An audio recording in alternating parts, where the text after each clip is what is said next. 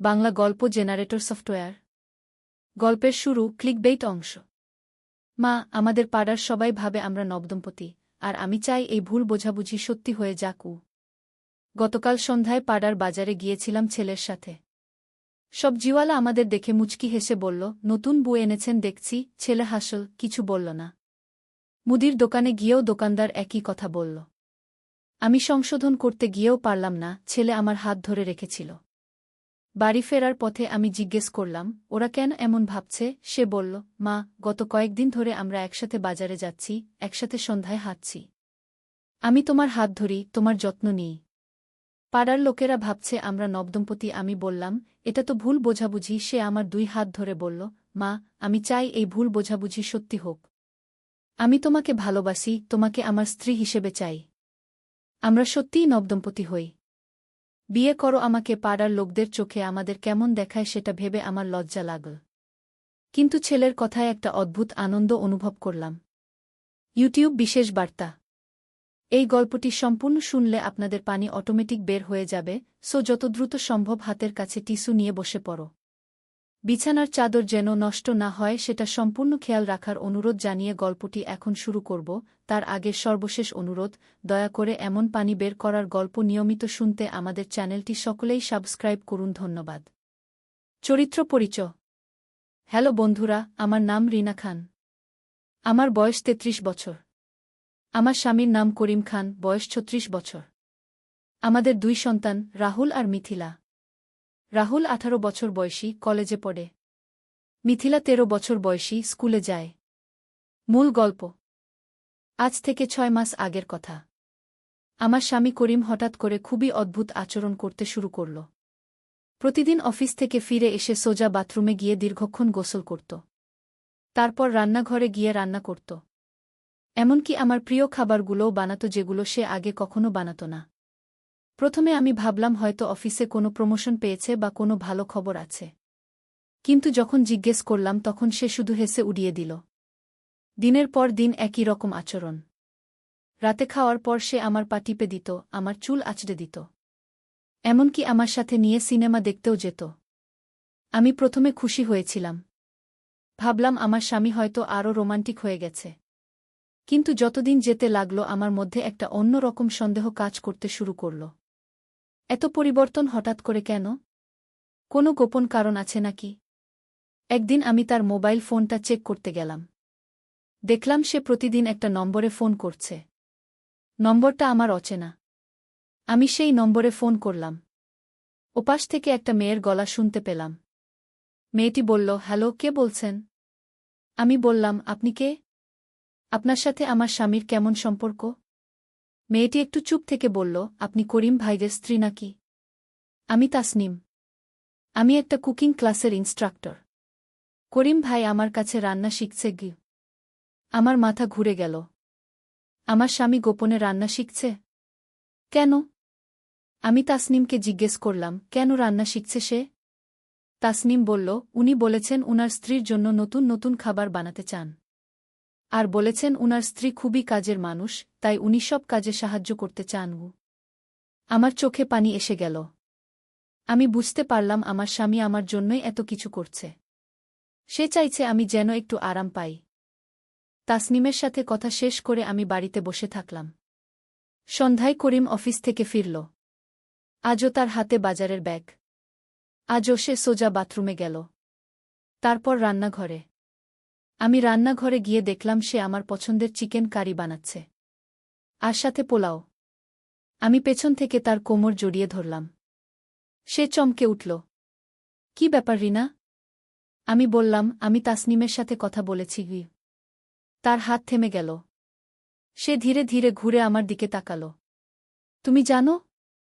আমি মাথা নেড়ে বললাম, হ্যাঁ, আমি সব জানি। তুমি আমার জন্য গোপনে রান্না শিখছ গো। তার মুখে একটা লাজুক হাসি ফুটে উঠল। আমি তোমাকে সারপ্রাইজ দিতে চেয়েছিলাম। তুমি সারাদিন এত কাজ করো। আমি চেয়েছিলাম তোমার একটু আরাম হোক গি। আমি তার গালে একটা চুমু দিলাম। তুমি জানো আমি এই 6 মাসে কতটা খুশি ছিলাম? তুমি আমার জন্য এত কিছু করছো দেখে গি। সে আমাকে জড়িয়ে ধরল। আমি আরও ভালো স্বামী হতে চাই রিনা। আমি চাই আমাদের সংসারটা আরও সুন্দর হোক। আমি তার চোখের দিকে তাকিয়ে বললাম, তুমি ইতিমধ্যেই পৃথিবীর সেরা স্বামী গু। সেদিন রাতে খাবার টেবিলে বসে আমরা সবাই একসাথে খেলাম। রাহুল আর মিথিলা তাদের বাবার রান্নার প্রশংসা করল। করিমের মুখে গর্বের হাসি। খাওয়া শেষে আমি করিমকে বললাম, তুমি আর গোপনে রান্না শিখতে যেও না। আমি তোমার সাথে যাব। আমরা একসাথে নতুন রেসিপি শিখব গু। তার চোখ জ্বলে উঠল। সত্যি? আমি মাথা নেড়ে বললাম, হ্যাঁ। আর শুধু রান্না কেন? আমরা একসাথে নাচ শিখতে পারি, একসাথে যোগ ব্যায়াম করতে পারি। আমাদের সময়টা আরও সুন্দর করে কাটাতে পারি গি। পরের দিন সকালে আমরা একসাথে তাসনিমের কুকিং ক্লাসে গেলাম। তাসনিম খুব সুন্দর একটা মেয়ে। তার বয়স প্রায় 25 বছর। সে আমাদের দেখে খুশি হল। আপনারা একসাথে এসেছেন? খুবই ভালো।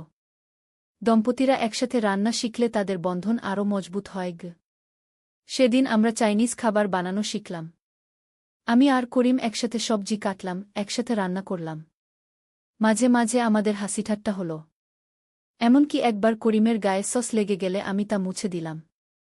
তাসনিম আমাদের দিকে তাকিয়ে বলল, আপনাদের দেখে মনে হচ্ছে নতুন বিয়ে হয়েছে গি। আমরা দুজনেই হেসে ফেললাম। সেদিন থেকে আমাদের জীবনে নতুন একটা মাত্রা যোগ হল। প্রতি সপ্তাহে আমরা একসাথে কুকিং ক্লাসে যেতাম।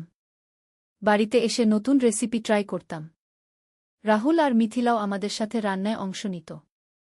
একদিন রাহুল বলল, মা, বাবা, তোমরা আগের চেয়ে অনেক বেশি খুশি থাকো এখন গু। মিথিলা বলল, হ্যাঁ, আমাদের বাড়িটা এখন আরও সুন্দর লাগে। তোমরা সব সময় হাসো উ। আমি করিমের দিকে তাকালাম। সে আমার হাত ধরে বলল, আমরা একসাথে যা কিছু করি সবটাই আরও সুন্দর লাগে উ। 3 মাস পর তাসনিম আমাদের একটা সার্টিফিকেট দিল। আমরা তার কুকিং কোর্স সফলভাবে সম্পন্ন করেছি। এখন আপনারা নিজেরাই অন্যদের রান্না শেখাতে পারবেন, সে বলল। আমি আর করিম একে অপরের দিকে তাকালাম। আমাদের মনে একই চিন্তা। বাড়িতে এসে আমরা রাহুল আর মিথিলার সাথে আলোচনা করলাম। আমরা ঠিক করলাম আমাদের বাড়িতেই একটা ছোট কুকিং ক্লাস চালু করব। আমাদের পাড়ার যারা রান্না শিখতে চায় তারা আসতে পারবে। আমাদের প্রথম ব্যাচে 5 জন এসেছিল। 3 জন গৃহিণী আর 2 জন ছাত্র। আমরা তাদের বেসিক রান্না শেখালাম। তারা খুব উৎসাহের সাথে শিখল। ধীরে ধীরে আমাদের কুকিং ক্লাসের খ্যাতি ছড়িয়ে গেল। আরও মানুষ আসতে শুরু করল। আমি আর করিম একসাথে ক্লাস নিতাম। আমাদের সহযোগিতার ব্যাপারটা সবার খুব ভালো লাগত। একদিন আমাদের কাছে একজন নববিবাহিত দম্পতি এসেছিল। তারা একসাথে রান শিখতে চেয়েছিল। আপনাদের দেখে আমাদের খুব ভালো লাগে, মেয়েটি বলল। আপনারা কত সুন্দরভাবে একসাথে কাজ করেন গু। ছেলেটি বলল, আমরাও আপনাদের মতো হতে চাই। একসাথে সবকিছু করতে চাই উ। আমি তাদের বললাম, বিয়ের পর সবকিছুই নতুন লাগে। কিন্তু আসল ব্যাপার হলো একে অপরকে বোঝা আর সাহায্য করা ই। করিম বলল, আমি আর রিনা 15 বছর একসাথে আছি। কিন্তু এই কুকিং ক্লাস শুরু করার পর আমাদের মধ্যে নতুন একটা বোঝাপড়া তৈরি হয়েছে গি। সেদিন ক্লাসের পর সেই দম্পতি আমাদের অনেক ধন্যবাদ দিয়ে গেল। তারা বলেছিল আমাদের দেখে তাদের মনে একটা নতুন আশা জেগেছে। রাতে খাবার সময় রাহুল বলল, মা, বাবা, তোমাদের কুকিং ক্লাস দেখে আমার মনে হয় তোমরা শুধু রান্না শেখাও না, তোমরা মানুষকে ভালোবাসা শেখাও উ। মিথিলা বলল, হ্যাঁ, যারা তোমাদের কাছে আসে তারা সবাই খুশি হয়ে যায় উ। আমি করিমের দিকে তাকালাম। তার চোখে একটা সন্তুষ্টির ভাব। তুমি জানো রিনা, সে বলল, আমি যখন প্রথম গোপনে রান্না শিখতে গিয়েছিলাম তখন শুধু তোমার জন্য ভালো কিছু করতে চেয়েছিলাম। কিন্তু এখন দেখছি আমাদের এই ছোট উদ্যোগ আরও অনেক মানুষের কাজে লাগছে গি। আমি তার হাত ধরে বললাম, এটাই তো জীবনের সৌন্দর্য। আমরা যখন কারো জন্য ভালো কিছু করি তখন সেটা আরও অনেক মানুষের কাছে পৌঁছে যায় উ।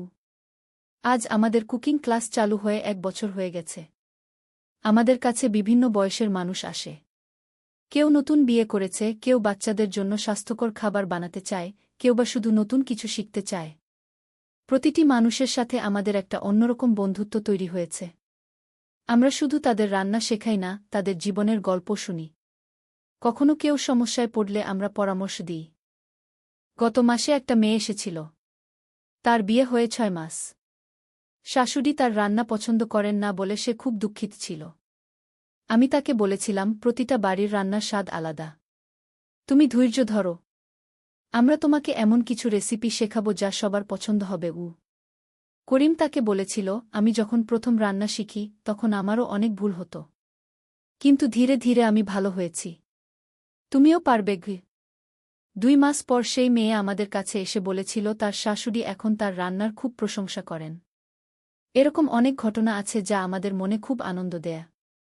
আজ সকালে আমি আর করিম আমাদের কুকিং ক্লাসের জন্য নতুন রেসিপি নিয়ে আলোচনা করছিলাম। আজ আমরা কি শেখাবো? আমি জিজ্ঞেস করলাম। চলো আজ তাদের হালকা ফিউশন খাবার শেখাই, করিম বলল। বাংলা আর চাইনিজের মিক্স কিছু। আমি মাথা নেড়ে সায় দিলাম। চমৎকার আইডিয়া। ক্লাসের সময় হলে আমাদের নিয়মিত স্টুডেন্টরা এসে গেল। আজ একটা নতুন মুখও দেখলাম। আমি সানজিদা, নতুন মেয়েটি পরিচয় দিল। আমি শুনেছি আপনাদের এখানে খুব ভালো রান্না শেখানো হয়। আমি তাকে স্বাগত জানালাম। অবশ্যই, আপনি আমাদের সাথে যুক্ত হয়ে যান। ক্লাসটা খুব আনন্দের মধ্যে কেটে গেল। সবাই নতুন রেসিপিটা খুব উৎসাহের সাথে শিখল। সানজিদাও খুব মনোযোগ দিয়ে শিখল। ক্লাসের শেষে সানজিদা আমাদের কাছে এসে বলল, আপনাদের পড়ানোর ধরন খুবই চমৎকার। আপনারা দুইজনে মিলে কত সুন্দরভাবে সবকিছু করেন। করিম হেসে বলল, আমরা একসাথে কাজ করতে ভালোবাসি। আপনাদের দেখে মনে হয় আপনারা সত্যিকারের সোলমেট, সানজিদা বলল। আমি আর করিম একে অপরের দিকে তাকালাম। সানজিদার কথাটা আমাদের কাছে খুব সুন্দর লেগেছে। সন্ধ্যায় সবাই চলে যাওয়ার পর আমি আর করিম রান্নাঘর পরিষ্কার করছিলাম। তুমি জানো, আমি বললাম, আজ সানজিদা যা বলেছে সেটা আমার কাছে খুব সত্য মনে হয়েছে। কি বলেছিল? করিম জিজ্ঞেস করল। সোলমেট। আমি মনে করি আমরা সত্যিই একে অপরের জন্য তৈরি। করিম আমার কাছে এসে দাঁড়াল। তুমি ঠিকই বলেছ। আমি যখন তোমার জন্য গোপনে রান্না শিখতে গিয়েছিলাম তখন বুঝতে পারিনি যে এটা আমাদের জীবনে এত বড় পরিবর্তন আনবে। আমি তার গালে হাত রাখলাম। আমাদের ভালোবাসা শুধু আমাদের মধ্যেই সীমাবদ্ধ নেই। এটা আরও অনেক মানুষের জীবনে আনন্দ নিয়ে এসেছে। রাতে খাবারের টেবিলে আমরা 4 জন বসে আছি। আজ মিথিলা একটা মজার কথা বলল। মা, বাবা, আমি আমার বন্ধুদের কাছে তোমাদের নিয়ে গর্ব করি। তোমরা এত ভালো কাজ করো। রাহুল বলল, হ্যাঁ, আমার কলেজের অনেক বন্ধু তোমাদের কুকিং ক্লাসে আসতে চায়। আমি খুশি হয়ে বললাম, তারা চাইলে আসতে পারে। করিম বলল, আমাদের এই ছোট কুকিং ক্লাস এখন আমাদের পরিবারের একটা গুরুত্বপূর্ণ অংশ হয়ে গেছে। সত্যিই তাই। আমাদের জীবনটা এখন আরও পরিপূর্ণ লাগে। আমরা শুধু নিজেদের নিয়েই ব্যস্ত নেই, আমরা অন্যদের জীবনেও আনন্দ নিয়ে আসতে পারছি। আজ রাতে বিছানায় শুয়ে আমি আর করিম আমাদের ভবিষ্যৎ পরিকল্পনা নিয়ে কথা বলছিলাম। তুমি কি ভাবো? আমি বললাম, আমরা কি আমাদের কুকিং ক্লাসটা আরও বড় করতে পারি? করিম একটু ভেবে বলল, হ্যাঁ, পারি। কিন্তু তার আগে আমাদের নিজেদের আরও দক্ষ করতে হবে। হয়তো আমরা কোনো প্রফেশনাল কোর্স করতে পারি। আমার মনে একটা নতুন আইডিয়া এলো। শোনো, আমি একটা কথা ভাবছি। আমরা যদি অনলাইনেও ক্লাস নেওয়া শুরু করি তাহলে কেমন হয়? তার চোখ জ্বলে উঠল। দারুণ আইডিয়া। তাহলে ঘরে বসে অনেক মানুষ আমাদের কাছ থেকে রান্না শিখতে পারবে। আমরা রাত 2টো পর্যন্ত এই নিয়ে কথা বললাম। আমাদের স্বপ্নের কথা, আমাদের পরিকল্পনার কথা। পরের দিন সকালে ঘুম থেকে উঠে দেখি করিম ইতিমধ্যে উঠে গেছে। রান্নাঘর থেকে চায়ের গন্ধ আসছে। আমি নিচে গিয়ে দেখি সে আমার জন্য চা বানিয়ে রেখেছে। এমনকি আমার পছন্দের বিস্কুটও প্লেটে সাজিয়ে রেখেছে। গুড মর্নিং, সে হাসতে হাসতে বলল। Good morning. তুমি আজ খুব তাড়াতাড়ি উঠেছ দেখছি। হ্যাঁ, আমি গতকাল রাতে আমাদের অনলাইন ক্লাসের ব্যাপারে ভেবেছি। আমার মনে হচ্ছে আমাদের একটা ইউটিউব চ্যানেল খোলা উচিত।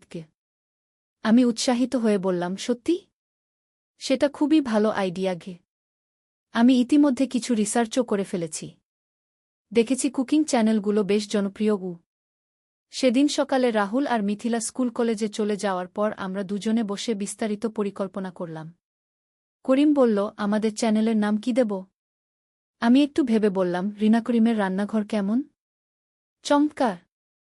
আর আমাদের ট্যাগলাইন হবে, ভালোবাসার সাথে রান্না। আমাদের দুজনের মুখেই হাসি। আমরা যেন নতুন একটা যাত্রা শুরু করতে যাচ্ছি। দুপুরে আমাদের নিয়মিত কুকিং ক্লাস ছিল। আমরা আমাদের স্টুডেন্টদের আমাদের নতুন পরিকল্পনার কথা জানালাম। সানজিদা খুশি হয়ে বলল, ওয়াও! তাহলে আমরা বাড়িতে বসেও আপনাদের ক্লাস করতে পারব গো। আরেকজন স্টুডেন্ট রহিমা আন্টি বললেন, এটা খুবই ভালো। আমার মেয়ে আমেরিকায় থাকে। সেও আপনাদের ক্লাস করতে পারবে গো।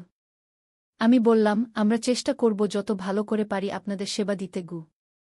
ক্লাসের পর আমরা ভিডিও করার জন্য প্রয়োজনীয় জিনিসপত্রের একটা তালিকা তৈরি করলাম। ক্যামেরা, ট্রাইপড, ভালো লাইট, এসব কিনতে হবে। সন্ধ্যায় রাহুল আর মিথিলা বাড়ি ফেরার পর আমরা তাদের আমাদের পরিকল্পনার কথা জানালাম। রাহুল উৎসাহিত হয়ে বলল, আমি আপনাদের সাহায্য করতে পারি। ভিডিও এডিটিং আমি জানি গু। মিথিলা বলল, আমি থাম্বনেইল ডিজাইন করতে পারি। আমি ফটোশপ জানি গু। আমি আর করিম একে অপরের দিকে তাকালাম। আমাদের পুরো পরিবারটাই এই প্রজেক্টে যোগ দিতে চাইছে। পরের সপ্তাহে আমরা সব প্রয়োজনীয় জিনিস কিনে ফেললাম। রাহুল আমাদের একটা ছোট স্টুডিও সেটআপ করে দিল রান্নাঘরে। আমাদের প্রথম ভিডিওর জন্য আমরা বেছে নিলাম মাছের ঝোল আর ভাত। একদম ক্লাসিক বাংলা খাবার। ভিডিও করার সময় প্রথমে একটু অস্বস্তি লাগছিল। ক্যামেরার সামনে কথা বলা আর সরাসরি মানুষদের সামনে কথা বলা আলাদা ব্যাপার। কিন্তু করিম আমাকে সাহস দিল। তুমি ভাবো আমরা আমাদের স্টুডেন্টদের সাথেই কথা বলছি। কোনো ভয় নেই। ধীরে ধীরে আমরা স্বাভাবিক হয়ে গেলাম। আমরা ঠিক যেভাবে আমাদের ক্লাসে পড়াই সেভাবেই ভিডিওতে বললাম। রাহুল ভিডিওটা এডিট করে আপলোড করে দিল। মিথিলা একটা সুন্দর থাম্বনেইল বানালো। আমাদের প্রথম ভিডিও আপলোডের পর আমরা সবাই মিলে বসে থাকলাম। দেখছিলাম কেউ দেখছে কিনা। প্রথম দিনেই 50টা ভিউ পেলাম। আর 5টা লাইক। একটা কমেন্টও এলো। কমেন্টে লেখা ছিল, খুবই সুন্দর ভিডিও। আপনাদের পড়ানোর ধরন খুব ভালো লেগেছে গি। আমি আর করিম দুজনেই খুশি হয়ে গেলাম। পরের সপ্তাহে আমরা আরেকটা ভিডিও বানালাম। এবার চিকেন কারি। এই ভিডিওতে আরও ভিউ পেলাম। আর কমেন্টও বেড়েছে। একটা কমেন্টে একজন লিখেছে, আপনারা দুইজনে মিলে রান্না করেন দেখে খুব ভালো লাগে। আমি আমার স্বামীর সাথে আপনাদের দেখে রান্না করি। আরেকজন লিখেছে, আপনাদের রেসিপিগুলো খুবই সহজ। আমি নতুন বিয়ে করেছি। আপনাদের ভিডিও দেখে রান্না শিখছি গু। এরকম কমেন্ট দেখে আমাদের মন ভরে যেত। আমরা বুঝতে পারছিলাম আমাদের ভিডিওগুলো সত্যিই মানুষের কাজে লাগছে। 3 মাস পর আমাদের চ্যানেলে 500 সাবস্ক্রাইবার হয়ে গেল। আমরা সপ্তাহে 2টা করে ভিডিও আপলোড করতাম। একদিন আমাদের কাছে একটা মেসেজ এলো। একজন মেয়ে লিখেছে যে সে আমেরিকায় থাকে। আমাদের ভিডিও দেখে সে বাংলা রান্না শিখেছে। তার আমেরিকান বন্ধুরা তার রান্নার খুব প্রশংসা করে। আরেকজন লিখেছে যে সে একজন কর্মজীবী মা। আমাদের কুইক রেসিপিগুলো তার খুব কাজে লাগে। এরকম মেসেজ পেলে আমাদের কাজ করার আরও উৎসাহ হতো। 6 মাস পর আমাদের চ্যানেলে 10,000 সাবস্ক্রাইবার হয়ে গেল। ইউটিউব থেকে আমাদের কাছে মনিটাইজেশনের অফার এলো। করিম বলল, এখন আমাদের এই কাজ থেকে কিছু আজও হবে গি। আমি বললাম, টাকা পয়সার চেয়ে বড় ব্যাপার হলো আমরা মানুষের কাছে পৌঁছাতে পারছি। 1 বছর পর আমাদের চ্যানেলে 50,000 সাবস্ক্রাইবার হলো। আমরা শুধু রান্নার ভিডিওই বানাতাম না। মাঝে মাঝে আমাদের পারিবারিক মুহূর্তগুলোও শেয়ার করতাম। একটা ভিডিওতে আমরা দেখিয়েছিলাম কিভাবে রাহুল আর মিথিলা আমাদের সাহায্য করে। সেই ভিডিওটা খুব ভাইরাল হয়েছিল। কমেন্টে অনেকে লিখেছিল, আপনাদের পরিবারটা খুব সুন্দর। আপনারা সবাই মিলে কাজ করেন গু। একদিন আমাদের কাছে একটা টিভি চ্যানেল থেকে ফোন এলো। তারা আমাদের তাদের চ্যানেলে একটা কুকিং শো করার প্রস্তাব দিল। আমি আর করিম অনেক আলোচনা করে ঠিক করলাম যে আমরা এই প্রস্তাব গ্রহণ করব। এটা আমাদের জন্য একটা বড় সুযোগ, করিম বলল। হ্যাঁ, আর আমরা আরও বেশি মানুষের কাছে পৌঁছাতে পারব, আমি সায় দিলাম। আমাদের টিভি শোর নাম দেওয়া হল খুরিনা করিমের রান্নার রাজ্য। সপ্তাহে একটা করে এপিসোড। প্রথম এপিসোড যখন প্রচার হল, আমাদের বাড়িতে উৎসবের মতো পরিবেশ। আমাদের আত্মীয় স্বজন, বন্ধুবান্ধব সবাই এসে দেখল। পাড়ার লোকজনও খুব খুশি। তারা বলতো, আমাদের পাড়া থেকে টিভিতে এসেছে গি। আমাদের কুকিং ক্লাসের পুরানো স্টুডেন্টরাও অনেক খুশি। সানজিদা বলেছিল, আপনারা আমাদের গর্ব। টিভি শো শুরু হওয়ার পর আমাদের ইউটিউব চ্যানেলেও আরও সাবস্ক্রাইবার বাড়ল। 1 লক্ষ সাবস্ক্রাইবার ছাড়িয়ে গেল।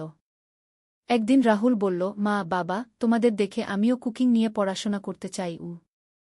আমি আর করিম দুজনেই অবাক হয়ে তার দিকে তাকালাম। সত্যি? আমি জিজ্ঞেস করলাম। হ্যাঁ, আমি কুলিনারি আর্টস নিয়ে পড়তে চাই। তারপর আমিও তোমাদের সাথে কাজ করব। করিম তার পিঠ চাপড়ে বলল, তুমি যা ইচ্ছে পড়তে পারো।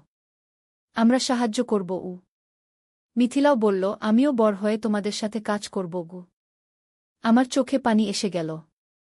আমাদের ছোট্ট একটা উদ্যোগ আমাদের পুরো পরিবারকে একসাথে করে দিয়েছে। আজ রাতে বিছানায় শুয়ে আমি করিমকে বললাম, তুমি কি কখনো ভেবেছিলে যে তোমার গোপন রান্না শেখা আমাদের জীবনে এত বড় পরিবর্তন আনবে? সে আমার হাত ধরে বলল, না, কখনো ভাবিনি। আমি শুধু তোমার জন্য কিছু ভালো করতে চেয়েছিলাম। আর দেখো, সেই ভালো করার চেষ্টা আজ হাজার হাজার মানুষের জীবনে আনন্দ নিয়ে এসেছে। এটাই তো ভালোবাসার শক্তি, সে বলল। যখন আমরা কাউকে ভালোবেসে কিছু করি, সেটা আরও অনেক দূর পর্যন্ত ছড়িয়ে যায়। আমি তার বুকে মাথা রেখে বললাম, আমি গর্বিত যে তুমি আমার স্বামী। আমিও গর্বিত যে তুমি আমার স্ত্রী। আমাদের এই গল্পটা এখনও চলমান। প্রতিদিন নতুন কিছু ঘটছে। নতুন মানুষের সাথে পরিচয় হচ্ছে। নতুন স্বপ্ন দেখছি আমরা। কিন্তু সবচেয়ে বড় কথা হল, আমাদের পরিবারের বন্ধন আরও মজবুত হয়েছে। আমরা একসাথে স্বপ্ন দেখি, একসাথে কাজ করি, একসাথে সফলতার আনন্দ উপভোগ করি। যে করিম একদিন গোপনে আমার জন্য রান্না শিখতে গিয়েছিল, আজ সে আমার জীবনের সবচেয়ে বড় অংশীদার। আমার সবচেয়ে ভালো বন্ধু। আমার সোলমেট। আর আমি সেই রিনা যে একদিন ভেবেছিলাম আমার স্বামী হয়তো আমাকে ভুলে যাচ্ছে। কিন্তু আসলে সে আমাকে আরও বেশি ভালোবাসার জন্য নিজেকে প্রস্তুত করছিল। আমাদের এই গল্প প্রমাণ করে যে ভালোবাসা শুধু কথায় নয়, কাজেও প্রকাশ পায়। আর যখন দুটি মানুষ একসাথে কিছু সুন্দর করার চেষ্টা করে, তখন সেটা শুধু তাদের জীবনেই নয়, আরও অনেক মানুষের জীবনে আলো নিয়ে আসে। আমাদের গল্প এখানেই শেষ নয়। এটা একটা নতুন শুরু। আমরা জানি আগামীতে আরও অনেক সুন্দর দিন আমাদের জন্য অপেক্ষা করছে। আর সবচেয়ে বড় কথা, আমরা একসাথে আছি। একসাথে স্বপ্ন দেখি, একসাথে কাজ করি, একসাথে হাসি। এটাই হলো আমাদের ভালোবাসার গল্প। রান্নার গল্প। পরিবারের গল্প। একসাথে থাকার গল্প। সন্ধ্যায় পুরনো ফটো অ্যালবাম বের করেছি। ছেলে পাশে বসে ছবিগুলো দেখছে। একটা ছবিতে আমি শাড়ি পরে হাসছি। সে সেই ছবি হাতে নিয়ে বলল, মা, এই ছবিতে তুমি দেখতে আমার স্বপ্নের মেয়েটির মতো লাগছ। আমি অবাক হয়ে জিজ্ঞেস করলাম, স্বপ্নের মেয়ে মানে? সে আমার চোখের দিকে তাকিয়ে বলল, মা, ছোটবেলা থেকে স্বপ্ন দেখি একজন সুন্দর মেয়েকে বিয়ে করব। আজ বুঝলাম সে তুমি। তুমিই আমার স্বপ্নের রানী। আমি তোমাকে ভালোবাসি, তোমাকে বিয়ে করতে চাই। ছবির পাতা উল্টাতে উল্টাতে আমার হাত থেমে গেল। তার কথায় এমন আন্তরিকতা যে মনে হলো সে সত্যিই আমাকে দেখে স্বপ্ন দেখে। পুরনো ছবিগুলোতে আমার তরুণ বয়সের হাসি। কিন্তু আজ সেই হাসি যেন নতুন অর্থ পেয়ে গেল। টেবিল ল্যাম্পের আলো আমাদের দুজনের ছায়া দেয়ালে পড়েছিল। সে আমার হাত ধরে ছবির উপর রাখল। তার স্পর্শে আমার শরীর শিহরিত হল। এতদিন পর মনে হলো আমি একজন নারী, শুধু মা নই। এই গল্পটি সম্পূর্ণ শুনলে আপনাদের পানি অটোমেটিক বের হয়ে যাবে, সো যত দ্রুত সম্ভব হাতের কাছে টিস্যু নিয়ে বসে পড়ুন। বিছানার চাদর যেন নষ্ট না হয় সেটা সম্পূর্ণ খেয়াল রাখার অনুরোধ জানিয়ে গল্পটি এখন শুরু করব। তার আগে সর্বশেষ অনুরোধ, দয়া করে এমন পানি বের করার গল্প নিয়মিত শুনতে আমাদের চ্যানেলটি সকলেই সাবস্ক্রাইব করুন। ধন্যবাদ। হ্যালো বন্ধুরা, আমার নাম প্রিয়াঙ্কা ভট্টাচার্য। আমার বয়স ৪৪ বছর। আমার স্বামীর নাম রাজেশ ভট্টাচার্য, বয়স ৪৭ বছর। আমাদের ২ সন্তান, রোহিত আর কৃষ্ণা। রোহিত ২১ বছর বয়সী, বিশ্ববিদ্যালয়ে পড়ে। কৃষ্ণা ১৪ বছর বয়সী, উচ্চ বিদ্যালয়ে যায়। আজ যে ঘটনাটি আপনাদের বলবো সেটা আমার জীবনের সবচেয়ে রহস্যময় আর রোমাঞ্চকর অভিজ্ঞতা। এমন কিছু যা আগে কখনো কারো সাথে ঘটেনি বলেই আমার জানা আছে। সেদিন বৃষ্টির সন্ধ্যায় আমি আর রোহিত বসে পুরনো ছবি দেখছিলাম। হঠাৎ রোহিত একটা ছবির দিকে তাকিয়ে থেমে গেল। সেটা ছিল আমার ২৫ বছর বয়সের একটা ছবি। সুন্দর লাল শাড়ি পরে, মুখে মিষ্টি হাসি। রোহিত বলল, মা, এই ছবিতে তুমি দেখতে ঠিক তেমনই লাগছ যেমন আমি ছোটবেলা থেকে স্বপ্ন দেখি। আমি অবাক হয়ে জিজ্ঞেস করলাম, কেমন স্বপ্ন? রোহিত আমার দিকে এমনভাবে তাকিয়ে রইল যেন সে আমাকে এই প্রথম দেখছে। তার চোখে এমন এক ধরনের মুগ্ধতা যেটা দেখে আমার গা শিউরে উঠল। মা, ছোটবেলা থেকেই আমি একটা অদ্ভুত স্বপ্ন দেখি। প্রায় প্রতি রাতেই একজন সুন্দরী মেয়ে আমাকে ডাকে। তার মুখ পরিষ্কার দেখতে পাই না, কিন্তু তার হাসি, তার চুল, তার পোশাক সব আমার মনে গেঁথে আছে। আজ এই ছবি দেখে মনে হচ্ছে সেই মেয়েটি তুমিই। আমার হার্টবিট বেড়ে গেল। এ কি বলছে রোহিত? আমি তার মা। কিন্তু তার কথার মধ্যে এমন কিছু ছিল যেটা আমাকে ভাবিয়ে তুলল। রোহিত, এসব কি বলছিস তুই? আমি কাপা গলায় বললাম। রোহিত আরও কাছে এসে বসল। তার হাত আমার হাতের উপর রাখল। আমি চমকে উঠলাম। মা, আমি জানি এটা খুবই অদ্ভুত শোনাচ্ছে। কিন্তু সেই স্বপ্নে আমি দেখি যে সেই মেয়েটি আমার স্ত্রী। আমরা একসাথে থাকি, একসাথে ঘুরি, একসাথে হাসি। এমন সুখী জীবন যেটা আমি কখনো কল্পনাও করতে পারিনি। আর আজ বুঝলাম সেই মেয়েটি তুমি, মা। আমার গলা শুকিয়ে গেল। এ কি হচ্ছে? আমার নিজের ছেলে আমাকে নিয়ে এমন কথা বলছে। কিন্তু আশ্চর্যের ব্যাপার হল, আমার মনে হচ্ছিল এই কথাগুলো যেন আমি আগেও শুনেছি। রোহিত, তুই কি বলছিস সেটা কি বুঝতে পারছিস? আমি তাকে বোঝানোর চেষ্টা করলাম। কিন্তু রোহিত হেসে ফেল। তার হাসিটা খুবই নির্দোষ ছিল। মা, আমি জানি এটা পাগলামি শোনাচ্ছে। কিন্তু আমি তোমাকে ভালোবাসি। শুধু মা হিসেবে নয়, একজন নারী হিসেবেও। আমার মনে হচ্ছিল আমি স্বপ্ন দেখছি। এ কি সম্ভব? কিন্তু রোহিতের কথায় এমন আন্তরিকতা ছিল যেটা আমাকে ভাবিয়ে তুলল। হঠাৎ আমার মনে পড়ল কয়েক বছর আগের একটা ঘটনা। রোহিত তখন 17 বছর বয়সী। একদিন সে আমাকে বলেছিল, মা, আমার মনে হয় আমি কোনো মেয়েকে ভালোবাসব না। কারণ কোনো মেয়েই তোমার মতো নেই। কি তখন আমি ভেবেছিলাম সে শুধু মায়ের প্রতি ভালোবাসা প্রকাশ করছে। রোহিত, তুই কি সত্যিই এসব কথা বিশ্বাস করিস? আমি জিজ্ঞেস করলাম। রোহিত মাথা নাড়ল। মা, আমি জানি এটা সমাজে গ্রহণযোগ্য নয়। কিন্তু আমার মন বলছে তুমিই আমার সত্যিকারের সঙ্গী। তোমার সাথে থাকলেই আমি সুখী। আমি অ্যালবামটা বন্ধ করে দিলাম। মাথায় হাজারো চিন্তা ঘুরপাক খাচ্ছে। এ কি হচ্ছে আমার জীবনে? রোহিত উঠে দাঁড়িয়ে আমার কপালে একটা চুমু দিল। মা, আমি জানি তুমি এসব কথা হজম করতে পারছ না। কিন্তু আমি তোমাকে সময় দেব। যখন তুমি প্রস্তুত হবে তখন আমরা এই বিষয়ে আবার কথা বলব। সে চলে যাওয়ার পর আমি একা বসে রইলাম। মনের মধ্যে এক অদ্ভুত অনুভূতি। রোহিতের কথাগুলো আমার মনে ঘুরপাক খাচ্ছে। পরের দিন সকালে যখন আমি ঘুম থেকে উঠলাম, দেখলাম রোহিত রান্নাঘরে চা বানাচ্ছে। আমাকে দেখে মিষ্টি হেসে বলল, মা, তোমার জন্য চা বানিয়েছি। আমি তার দিকে তাকিয়ে রইলাম। আজ যেন সে আলাদা লাগছে। বেশি পুরুষালী, বেশি আকর্ষণীয়। এ কি হচ্ছে আমার সাথে?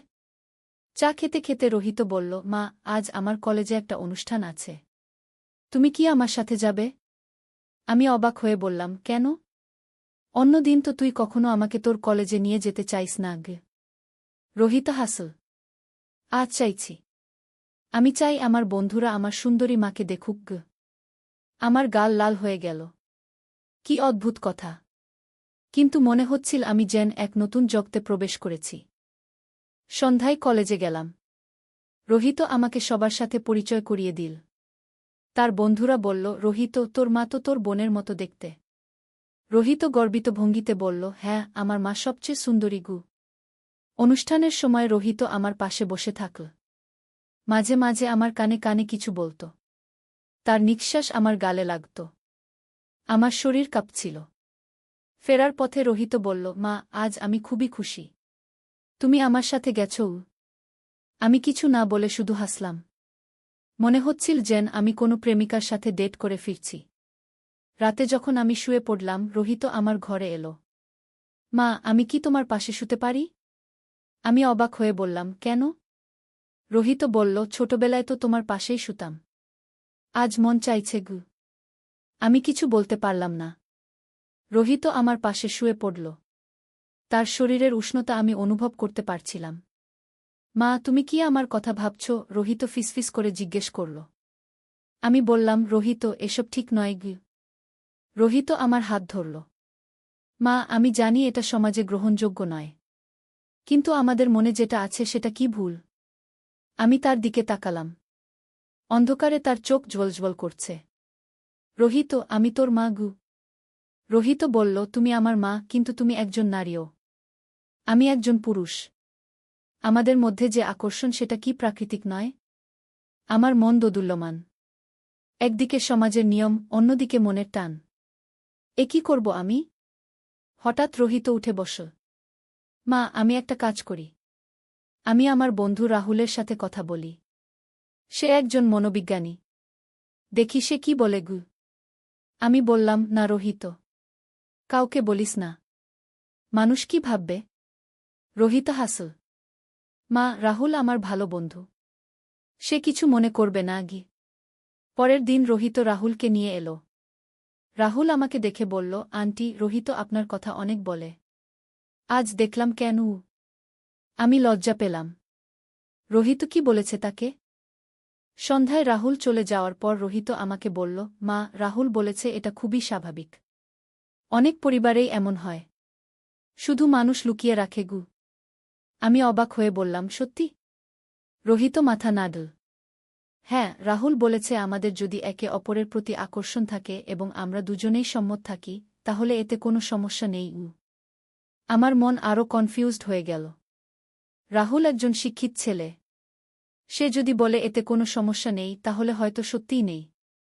সেই রাতে রোহিত আবার আমার ঘরে এলো। এবার সে আরও কাছে এসে শুয়ে পড়ল। তার হাত আমার কোমরে রাখল। মা, আমি কি তোমাকে জড়িয়ে ধরতে পারি? রোহিত জিজ্ঞেস করল। আমার হার্টবিট বেড়ে গেল। কিন্তু কেন জানি আমি মাথা নাড়লাম। রোহিত আমাকে জড়িয়ে ধরল। আমি তার বুকের উষ্ণতা অনুভব করলাম। এমন অনুভূতি অনেক দিন পর। মা, তুমি কেমন আছো? রোহিত ফিসফিস করে বলল। আমি বললাম, ভালো আছি। রোহিত আমার কপালে চুমু দিল। মা, আমি তোমাকে ভালোবাসি। আমি চোখ বন্ধ করে শুয়ে রইলাম। মনে হচ্ছিল যেন আমি স্বর্গে আছি। এভাবে কয়েকদিন কেটে গেল। রোহিত প্রতিদিন আমার সাথে বেশি সময় কাটানোর চেষ্টা করত। আমাকে ছোট ছোট উপহার দিত। আমার জন্য বিশেষ খাবার বানাত। একদিন রাজেশ অফিস থেকে ফিরে বলল, প্রিয়াঙ্কা, রোহিতকে দেখছি আজকাল খুবই যত্নশীল হয়ে উঠেছে তোমার প্রতি। আমি চমকে গেলাম। রাজেশ কি কিছু সন্দেহ করেছে? রাজেশ হেসে বলল, ভালো কথা। ছেলেটা বড় হয়েছে। এখন বুঝতে পারে মা কতটা গুরুত্বপূর্ণ। আমি স্বস্তির নিঃশ্বাস ফেললাম। রাজেশ কিছু সন্দেহ করেনি। কিন্তু পরের দিন একটা বড় সমস্যা হল। কৃষ্ণা আমাকে বলল, মা, রোহিত দাদা কি তোমার সাথে প্রতি রাতে শোয়া? আমি ঘাবড়ে গেলাম। কেন? তুই কি দেখেছিস? কৃষ্ণা বলল, গতকাল রাতে পানি খেতে গিয়েছিলাম। দেখলাম রোহিত দাদা তোমার ঘরে গি। আমি তাড়াতাড়ি বললাম, ওর কি যেন একটা স্বপ্ন হয়েছিল। ভয় পেয়েছিল। তাই আমার কাছে এসেছিল। কৃষ্ণা সন্দেহের চোখে তাকাল। মা, দাদার তো এখন 21 বছর বয়স। স্বপ্ন দেখে ভয় পাওয়ার কি আছে? আমি কিছু বলতে পারলাম না। কৃষ্ণা চলে গেল, কিন্তু আমি বুঝলাম সে সন্দেহ করছে। সেদিন সন্ধ্যায় রোহিতকে ডেকে বললাম, রোহিত, কৃষ্ণা কিছু সন্দেহ করছে। এভাবে চলতে পারে না গি। রোহিত বলল, মা, তাহলে আমরা কি করব? আমি ভাবলাম, এই সম্পর্ক চালিয়ে যাওয়া ঠিক নয়। কিন্তু রোহিতের প্রতি আমার একটা আকর্ষণ তৈরি হয়ে গেছে। হঠাৎ আমার মনে একটা পরিকল্পনা এলো। রোহিত, তুই কি আমার সাথে কোথাও দূরে যেতে পারবি? কয়েকদিনের জন্য? রোহিত খুশি হয়ে বলল, অবশ্যই মা। কোথায় যাব? আমি বললাম, আমার মামাতো বোন সুমিত্রা পার্বতীপুরে থাকে। তার কাছে যেতে পারি। বলব তোকে ঘুরাতে নিয়ে যাচ্ছি। রোহিত আনন্দে লাফিয়ে উঠল। চমৎকার আইডিয়া মা। পরের দিন আমরা পার্বতীপুরের উদ্দেশ্যে রওনা হলাম। রাজেশ আর কৃষ্ণাকে বলে এলাম যে রোহিতকে একটু ঘুরাতে নিয়ে যাচ্ছি। ট্রেনে বসে রোহিত আমার হাত ধরল। মা, আমি খুবই খুশি। শুধু তুমি আর আমি। আমিও মনে মনে খুশি। কিন্তু একটা অপরাধবোধ কাজ করছিল। পার্বতীপুর পৌঁছে সুমিত্রার বাড়িতে গেলাম। সুমিত্রা আমাদের দেখে খুশি হল। প্রিয়াঙ্কা, এতদিন পর এলি? আর রোহিত কত বড় হয়ে গেছে। আমি বললাম, রোহিতকে একটু ঘুরাতে নিয়ে এসেছি। সুমিত্রা বলল, ভালো করেছিস। ছেলের সাথে মায়ের সম্পর্ক ভালো রাখা খুবই জরুরি। রাতে খাওয়ার পর সুমিত্রা আমাদের একটা রুম দিয়ে বলল, তোরা দুজনে এখানে থাক। আমি বললাম, 2টা আলাদা রুম দরকার। সুমিত্রা হেসে বলল, আরে মা, ছেলে একই রুমে থাকলে কি সমস্যা? আমি তো আমার ছেলের সাথেই থাকি। আমি আর কিছু বলতে পারলাম না। রাতে যখন আমরা শুলাম, রোহিত আমার খুব কাছে এসে শুয়ে পড়ল। মা, এখানে কেউ আমাদের দেখবে না গি। আমার হার্টবিট বেড়ে গেল। সত্যিই তো, এখানে কেউ আমাদের সন্দেহ করবে না। রোহিত আমার গালে হাত রাখল। মা, তুমি খুবই সুন্দর গো। আমি তার দিকে তাকালাম। অন্ধকারে তার চোখ জ্বলজ্বল করছে। রোহিত, আমরা যেটা করছি সেটা কি সঠিক? আমি জিজ্ঞেস করলাম। রোহিত বলল, মা, ভালোবাসা কখনো ভুল হতে পারে না। আমরা একে অপরকে কষ্ট দিচ্ছি না। তাহলে এতে সমস্যা কি? আমি আর কিছু বলতে পারলাম না। রোহিত আমাকে আলতো করে জড়িয়ে ধরল। পরের দিন সকালে ঘুম ভাঙল সুমিত্রার ডাকে। প্রিয়াঙ্কা, উঠো, চা তৈরি। আমি দেখলাম রোহিত আমার পাশেই ঘুমিয়ে আছে। তার মুখে শান্তির হাসি। আমি আলতো করে উঠে স্নান করতে গেলাম। স্নান করার সময় আয়নায় নিজেকে দেখলাম। আমি কি করছি? এটা কি ঠিক? কিন্তু মনের একটা অংশ বলছিল যে এতে কোনো সমস্যা নেই। নাশতার সময় সুমিত্রা বলল, রোহিত, তুই তো খুবই ভদ্র ছেলে। তোর মায়ের খুবই যত্ন নিস। রোহিত লজ্জা পেয়ে বলল, মামি, মা আমার সবচেয়ে প্রিয় মানুষ গো। সুমিত্রা আমার দিকে তাকিয়ে বলল, প্রিয়াঙ্কা, তুই খুবই ভাগ্যবতী। এমন ছেলে পেয়েছিস গো। আমি শুধু হাসলাম। সুমিত্রা জানে না আসল সত্য। দুপুরে আমরা স্থানীয় একটা পার্কে গেলাম। রোহিত আমার হাত ধরে হাঁটছিল। মানুষ ভাবছিল আমরা মাছেলে। কেউ সন্দেহ করছিল না। একটা বেঞ্চে বসে রোহিত বলল, মা, আমার মনে হচ্ছে আমরা নতুন জীবন শুরু করেছি গিয়ে। আমি বললাম, রোহিত, আমাদের পরিবারের কথা ভাব। তোর বাবা, কৃষ্ণাগু। রোহিত বলল, মা, আমি সবার কথা ভাবি। কিন্তু আমাদের খুশি থাকার অধিকার নেই? আমি চুপ করে রইলাম। রোহিতের কথায় যুক্তি আছে। সন্ধ্যায় আমরা স্থানীয় একটা মেলায় গেলাম। রোহিত আমার জন্য চুড়ি কিনল, ফুল কিনল। মানুষ ভাবছিল সে আমার প্রেমিক। মেলা থেকে ফেরার পথে রোহিত বলল, মা, আজ আমি খুবই খুশি। মনে হচ্ছে আমরা নতুন দম্পতি গু। আমার গাল লাল হয়ে গেল। রোহিত, এসব কথা বলিস না গি। রোহিত হাসল। কেন মা? সত্য কথা বলছি তো। রাতে সুমিত্রার বাড়িতে ফিরে খাওয়া দাওয়া সেরে আমরা রুমে গেলাম। আজ রোহিত আরও সাহসী। মা, আমি কি তোমার মাথায় তেল দিতে পারি? রোহিত জিজ্ঞেস করল। আমি রাজি হয়ে গেলাম। রোহিত আমার মাথায় তেল দিতে শুরু করল। তার স্পর্শে আমার শরীর কাঁপছিল। মা, তোমার চুল খুবই সুন্দর কি? রোহিত বলল। আমি চোখ বন্ধ করে উপভোগ করলাম। এত ভালোবাসার স্পর্শ অনেক দিন পর পাচ্ছি। রোহিত, তুই আমাকে এতটা ভালোবাসিস কেন? আমি জিজ্ঞেস করলাম। রোহিত বলল, মা, তুমি আমার জীবনের সবচেয়ে সুন্দর অংশ। তোমার বিনা আমার জীবন অর্থহীন গু। আমি চোখ খুলে তার দিকে তাকালাম। তার চোখে এমন ভালোবাসা যেটা দেখে আমার মন গলে গেল।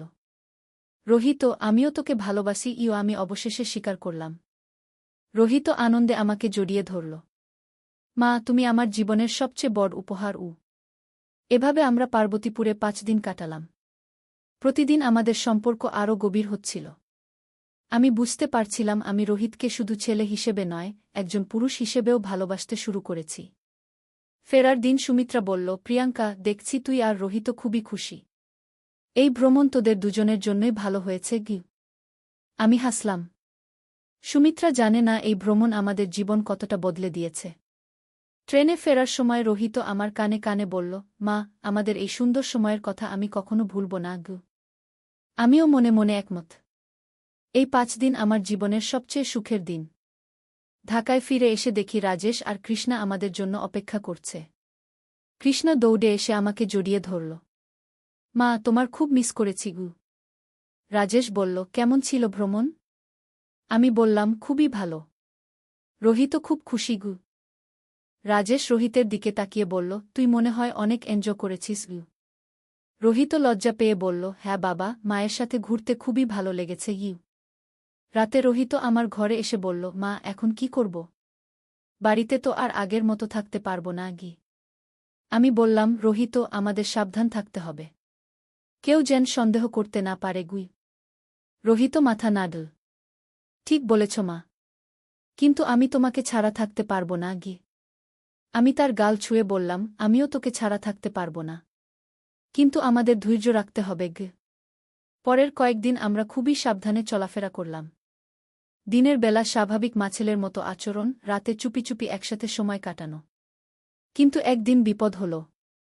রাজেশ অফিস থেকে তাড়াতাড়ি ফিরে এসে দেখল রোহিত আমার কোলে মাথা রেখে শুয়ে আছে আর আমি তার মাথায় হাত বুলাচ্ছি। রাজেশ অবাক হয়ে বলল, এ কি হচ্ছে? আমি তাড়াতাড়ি বললাম, রোহিতের মাথা ব্যথা, তাই আমি মাথায় হাত বুলিয়ে দিচ্ছি গু। রাজেশ সন্দেহের চোখে তাকাল। রোহিত, তোর মাথা ব্যথা? রোহিত উঠে বসে বলল, হ্যাঁ বাবা, খুব ব্যথা করছিল। রাজেশ আর কিছু বলল না, কিন্তু আমি বুঝলাম সে সন্দেহ করছে। সেদিন রাতে রাজেশ আমাকে জিজ্ঞেস করল, প্রিয়াঙ্কা, রোহিতের সাথে তোর আচরণ আজকাল একটু অদ্ভুত লাগছে গু। আমি ঘাবড়ে গেলাম। কি রকম অদ্ভুত? রাজেশ বলল, মনে হচ্ছে তোরা দুজনে খুবই কাছাকাছি হয়ে গেছ। এটা কি স্বাভাবিক? আমি বুকে সাহস করে বললাম, রাজেশ, রোহিত আমার ছেলে, তার যত্ন নেওয়া আমার দায়িত্ব। এতে অস্বাভাবিক কি? রাজেশ একটু ভাবল, তারপর বলল, হ্যাঁ, তুই ঠিকই বলেছিস। আমি হয়তো অকারণে সন্দেহ করছি গু। আমি স্বস্তির নিঃশ্বাস ফেললাম। কিন্তু পরের দিন আরও বড় বিপদ। কৃষ্ণা আমাকে বলল, মা, রোহিত দাদা কি তোমাকে ভালোবাসে? আমি চমকে গেলাম। মানে? কৃষ্ণা বলল, আমি দেখছি দাদা তোমাকে যেভাবে দেখে সেটা একটু আলাদা, যেন সে তোমাকে একজন মেয়ে হিসেবে দেখে গিউ। আমি তাড়াতাড়ি বললাম, কৃষ্ণা, এসব কি বলছিস? রোহিত আমার ছেলে গিউ। কৃষ্ণা বলল, মা, আমি ছোট কিন্তু বুঝি। দাদার চোখে তোমার জন্য যে আকর্ষণ সেটা মায়ের প্রতি ছেলের আকর্ষণ নয় গে। আমার হাত পা কাঁপতে শুরু করল। কৃষ্ণা এত কিছু বুঝে ফেলেছে? কৃষ্ণা, তুই এসব ভুল ভাবছিস। এমন কথা আর বলিস না গিয়ে, আমি কঠোর স্বরে বললাম। কৃষ্ণা চুপ করে গেল, কিন্তু আমি বুঝলাম সে সন্দেহ করছে। সেদিন সন্ধ্যায় রোহিতকে ডেকে এই কথা বললাম। রোহিত চিন্তিত হয়ে বলল, মা, তাহলে কি করব? আমি বললাম, রোহিত, আমাদের হয়তো কিছুদিন দূরত্ব বজায় রাখতে হবে। রোহিত দুঃখিত মুখে বলল, কিন্তু মা, আমি তোমাকে ছাড়া থাকতে পারব না গি। আমি তার হাত ধরে বললাম, আমিও পারব না। কিন্তু আমাদের সবার ভালোর জন্য এটা দরকার। পরের কয়েকদিন আমরা দূরত্ব বজায় রাখলাম। রোহিত বেশিরভাগ সময় তার বন্ধুদের সাথে কাটাত। আমি ঘরের কাজে ব্যস্ত থাকতাম। কিন্তু একদিন রাতে রোহিত আমার ঘরে এলো। তার চোখে পানি। মা, আমি আর পারছি না। তোমার থেকে দূরে থাকা আমার জন্য অসহ্য। আমিও কাঁদতে শুরু করলাম। রোহিত, আমিও পারছি না। কিন্তু আমরা কি করব? রোহিত আমাকে জড়িয়ে ধরল। মা, আমার একটা পরিকল্পনা আছে কি। আমি জিজ্ঞেস করলাম, কি পরিকল্পনা? রোহিত বলল, আমি আমার বন্ধু রাহুলের সাথে কথা বলেছি। সে বলেছে তার এক মামার কাছে পাহাড়পুরে একটা ছোট বাড়ি আছে। আমরা সেখানে গিয়ে থাকতে পারি।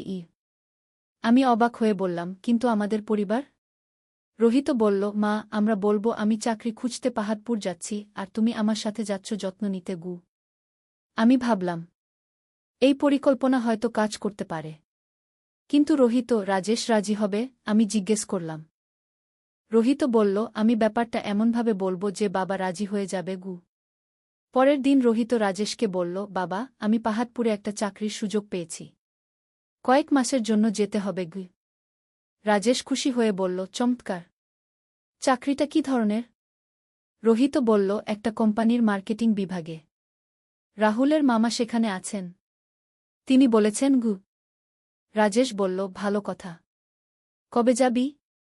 রোহিত বলল, পরের সপ্তাহে। কিন্তু আমার একটা সমস্যা আছে গি। রাজেশ জিজ্ঞেস করল, কি সমস্যা?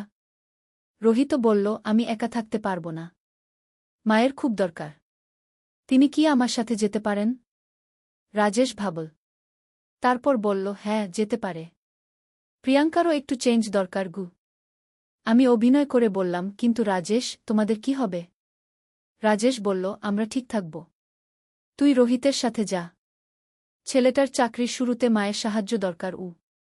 আমি খুশিতে মন ভরে গেল, কিন্তু মুখে দুশ্চিন্তার ভান করলাম। এভাবে আমাদের পরিকল্পনা সফল হল।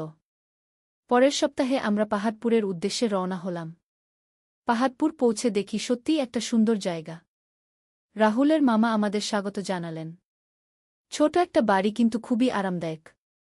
তোমরা এখানে স্বাধীনভাবে থাকতে পারবে কি, মামা বললেন। রোহিত আমার দিকে তাকিয়ে মুচকি হাসল।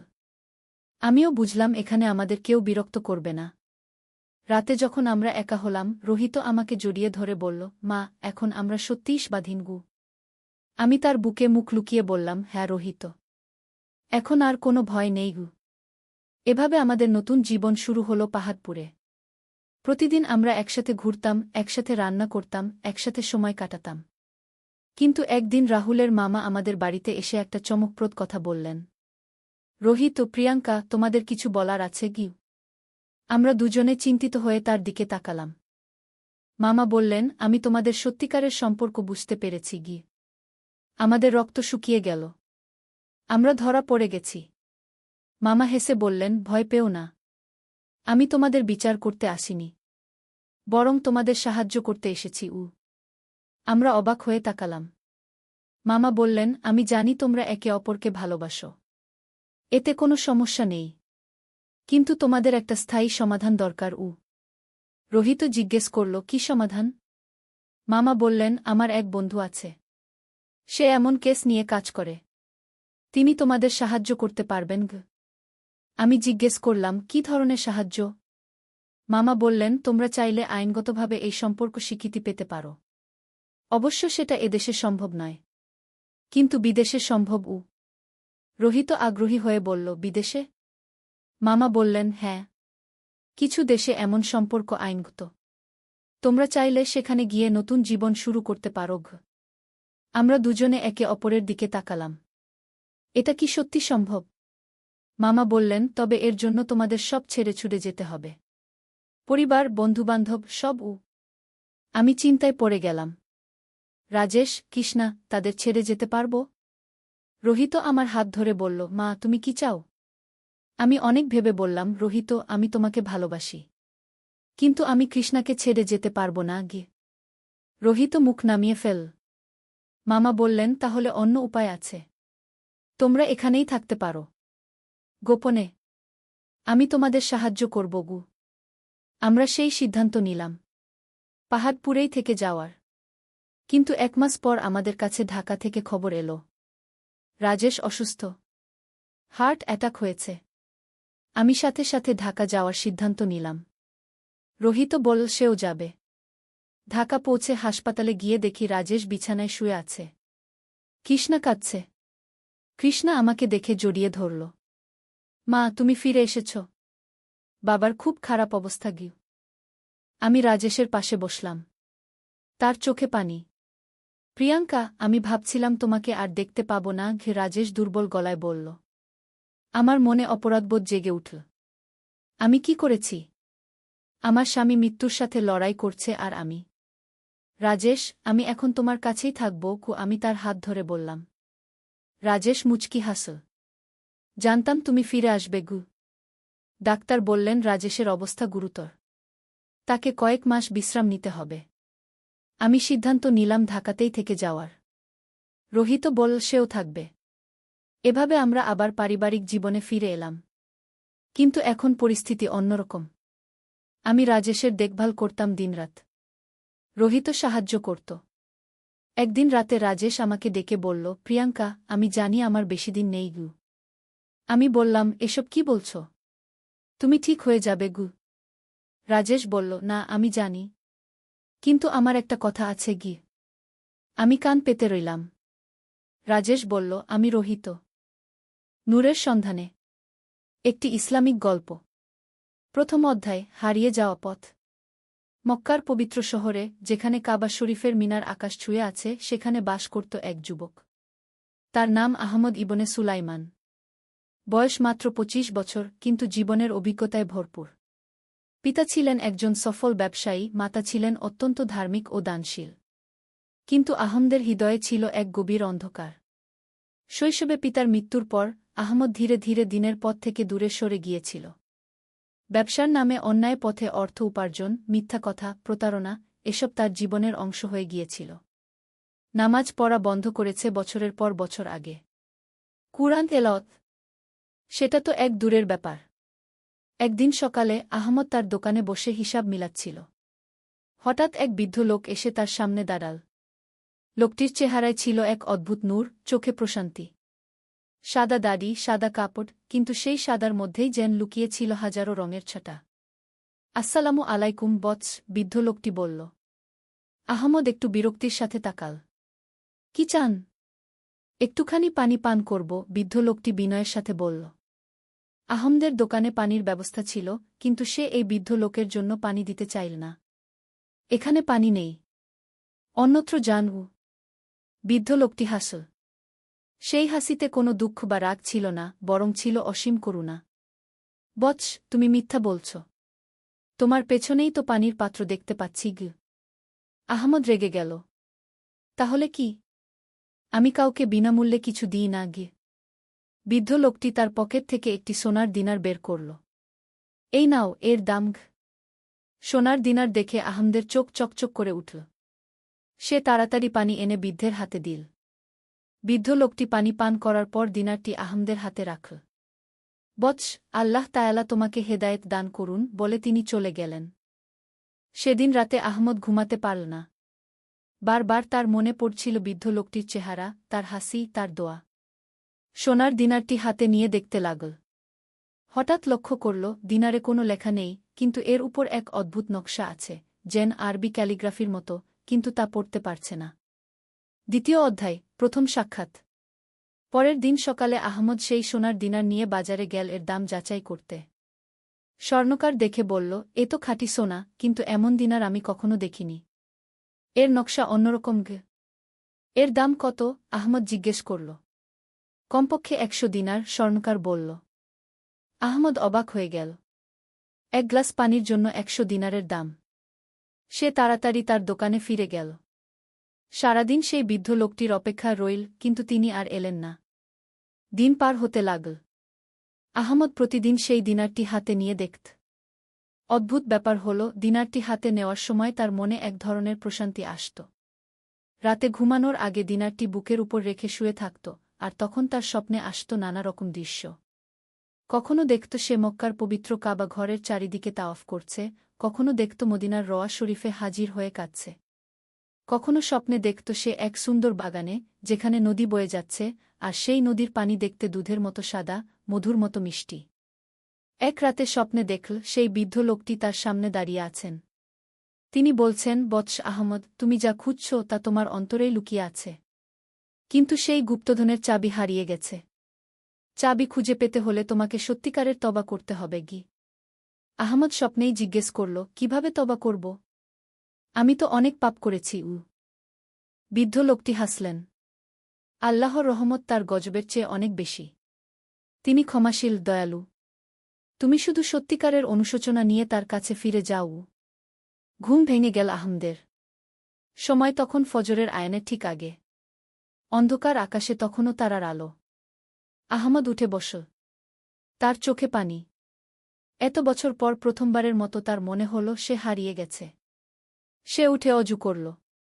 বছরের পর বছর পর প্রথমবার। তারপর একটি পুরনো জায়নামায় বের করল। ধুলো ঝেড়ে সেটা বিছাল। আয়ান দিল মুয়াজ্জিন সাহেব। আহমদ দাঁড়িয়ে গেল নামাজের জন্য। প্রথমে মনে করতে পারল না কিভাবে নামাজ পড়তে হয়। কিন্তু ধীরে ধীরে সবকিছু মনে এসে গেল। সূরা ফাতিহা, তাকবীর, সাজদা, সব যেন অন্তরে গেঁথে আছে। নামাজ শেষে বসে রইল অনেকক্ষণ। মনের ভেতর কাঁদছিল। হে আল্লাহ, আমি অনেক অন্যায় করেছি। তুমি আমাকে ক্ষমা করে দাও। তৃতীয় অধ্যায়, তওবার পথ। সেদিন থেকে আহমদের জীবনে পরিবর্তন আসতে শুরু করল। সে নিয়মিত 5 ওয়াক্ত নামাজ পড়তে লাগল। ব্যবসায়িক কাজকর্মে সততা আনার চেষ্টা করতে লাগল। গরিব মানুষদের সাহায্য করতে শুরু করল। কিন্তু পরিবর্তনটা সহজ ছিল না। বছরের পর বছর ধরে যে অভ্যাস গড়ে উঠেছিল তা এক রাতে বদলানো সম্ভব নয়। মিথ্যা বলার অভ্যাস, প্রতারণার প্রবণতা, এসব এখনও তাকে পেয়ে বসত। একদিন এক দরিদ্র বিধবা মহিলা এল তার দোকানে। তার হাতে একটি পুরানো সোনার আংটি। ভাই, এটা বিক্রি করতে চাই। আমার ছেলে অসুস্থ, চিকিৎসার জন্য টাকা দরকার। পুরানো আহমদ হলে এই সুযোগে আংটিটি কম দামে কিনে নিত। কিন্তু এবার সে ন্যায্য দাম দিল। উল্টো নিজের পকেট থেকে আরও কিছু টাকা দিয়ে বলল, এগুলো আপনার ছেলের চিকিৎসার জন্য। মহিলাটি আহমদের জন্য দোয়া করে চলে গেল। সেদিন রাতে আহমদের স্বপ্নে সেই বৃদ্ধ লোকটি আবার এলেন। বৎস, তুমি ঠিক পথে এগিয়ে চলেছ। কিন্তু এটা শুধু শুরু। আসল পরীক্ষা এখনও বাকি। কি ধরনের পরীক্ষা? আহমদ জিজ্ঞেস করল। তুমি শীঘ্রই জানতে পারবে। মনে রেখো, সবচেয়ে কঠিন জিহাদ হল নফসের বিরুদ্ধে জিহাদ, নিজের মন্দ প্রবৃত্তির বিরুদ্ধে যুদ্ধ। পরের দিন সকালে আহমদের দোকানে এল তার পুরানো ব্যবসায়িক সহযোগী আবু বকর। সে ছিল অত্যন্ত ধূর্ত ও প্রতারক। আহমদ ভাই, আজকাল আপনাকে খুব বদলে গেছে মনে হচ্ছে। আগের মতো আর চালাকি নেই কেন? আবু বকর হাসতে হাসতে বলল। আমি সত্যিকারের পথে ফিরে আসার চেষ্টা করছি, আহমদ জবাব দিল। আরে, এসব ধর্মটর্ম ছাড়েন। ব্যবসায় এসব কাজ করে না। আমার কাছে একটা দারুণ অফার আছে গি। আবু বকর তারপর একটা পরিকল্পনা বলল যা সম্পূর্ণভাবে হারাম ও প্রতারণাপূর্ণ ছিল। এতে অনেক টাকা আয় হওয়ার সম্ভাবনা ছিল, কিন্তু গরিব মানুষেরা ক্ষতিগ্রস্ত হতো। আহমদের মন টালমাটাল হয়ে গেল। একদিকে প্রচুর অর্থ উপার্জনের সুযোগ, অন্যদিকে সদ্য খুঁজে পাওয়া সত্য পথ। সে কিছুক্ষণ চুপ করে রইল। কি ভাবছেন? এই সুযোগ হাতছাড়া করবেন? আবু বকর প্ররোচনা দিতে লাগল। আহমদ গভীর নিঃশ্বাস ফেলে বলল, না, আমি এতে অংশ নিতে পারব না। এটা সঠিক নয়। আবু বকর রেগে গেল। তাহলে এই শহরে আপনার আর ব্যবসা করার দরকার নেই। দেখবেন আমি কিভাবে আপনার গ্রাহকদের আমার দিকে নিয়ে যাই। আহমদ শান্তভাবে বলল, আল্লাহ যা ভালো মনে করেন। চতুর্থ অধ্যায়, পরীক্ষার সময়। আবু বকরের হুমকি মিথ্যা ছিল না। সে সত্যিই আহমদের বিরুদ্ধে ষড়যন্ত্র শুরু করল। বাজারে আহমদের বিরুদ্ধে মিথ্যা কথা ছড়াতে লাগল। তার গ্রাহকদের বিভিন্ন প্রলোভন দেখিয়ে নিজের দোকানে আকর্ষণ করতে লাগল। আস্তে আস্তে আহমদের ব্যবসা কমতে লাগল। এক সপ্তাহেই তার আয় অর্ধেক হয়ে গেল। এক মাসের মধ্যে তার অবস্থা খুবই খারাপ হয়ে গেল। একদিন সন্ধ্যায় আহমদ তার দোকানে একা বসে হিসাব কষছিল। দেখল আর মাত্র 10 দিনের খরচ চালানোর মতো টাকা আছে। তারপর কি হবে? এমন সময় সেই বৃদ্ধ লোকটি এসে হাজির হলেন। এতদিন পর তাকে দেখে আহমদের মনে আনন্দ ও সাথে সাথে লজ্জা হল। আসসালামু আলাইকুম বৎস, বৃদ্ধ লোকটি বলল। ওয়ালাইকুমুস সালাম। আহমদ উঠে দাঁড়িয়ে সালামের জবাব দিল। কেমন আছো? আহমদের চোখে পানি এসে গেল। আল্লাহর রহমতে। ব্যবসার অবস্থা কেমন? খুবই খারাপ। আমি সৎ পথে চলতে চেয়েছি, কিন্তু বিপদে পড়ে গেছি। বৃদ্ধ লোকটি হাসলেন। বৎস, এটাই হল পরীক্ষা। আল্লাহ তায়ালা তার প্রিয় বান্দাদের পরীক্ষা করেন। তিনি তার পকেট থেকে আবার কিছু সোনার দিনার বের করে আহমদের হাতে দিলেন। এগুলো নাও। না, আমি পারব না। আপনি কে? আপনার সাথে আমার কোনো পরিচয় নেই। আমার পরিচয় জানার দরকার নেই। শুধু এটুকু জান যে আমি তোমার ভাল চাই। এই দিনারগুলো আল্লাহর পক্ষ থেকে রিজিক মনে কর। আহমদ কাঁদতে কাঁদতে দিনারগুলো নিল। আল্লাহ আপনার মঙ্গল করুন। বৎস, এখন শোনো। তোমার আসল পরীক্ষা শুরু হবে কাল থেকে। মনে রেখো, যা কিছু ঘটুক না কেন, আল্লাহর উপর ভরসা রাখবে। বলে তিনি চলে গেলেন। পঞ্চম অধ্যায়, আসল পরীক্ষা।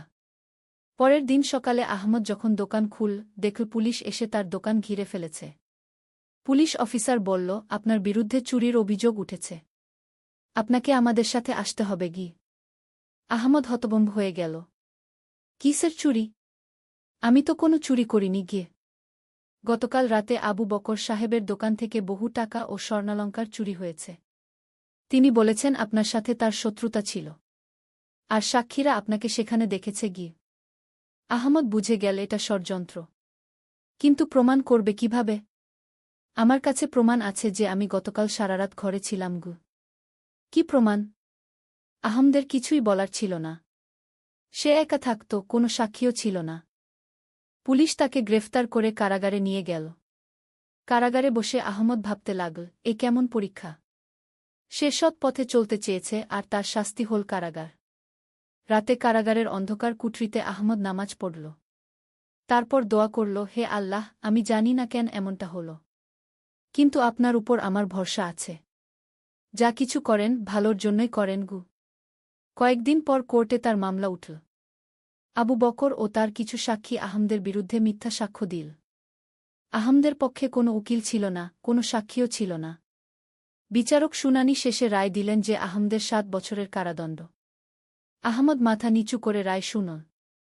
তার মনে কোনো রাগ বা হতাশা ছিল না, বরং অদ্ভুত এক প্রশান্তি। কারাগারে ফেরার পথে আহমদ মনে মনে বলল, আল্লাহু আলাম। আল্লাহই ভাল জানেন। ষষ্ঠ অধ্যায়, কারাগারে নূরের সন্ধান। কারাগারে আহমদের জীবন একদম বদলে গেল। সেখানে ছিল নানা ধরনের অপরাধী, চোর, ডাকাত, খুনি। প্রথম প্রথম সবাই আহমদকে নিয়ে হাসাহাসি করত। এই নতুন বন্দী, তুই কি অপরাধ করেছিস? একজন জিজ্ঞেস করল। আমি কোনো অপরাধ করিনি, আহমদ শান্তভাবে বলল। হা হা হা। সবাই তাই বলে। কারাগারে নিরপরাধ কেউ থাকে না আগে। কিন্তু আহমদ কারো সাথে ঝগড়া করল না। সে নিজের কাজে নিজে ব্যস্ত রইল। নিয়মিত নামাজ পড়ত, কুরআন তেলাওয়াত করত।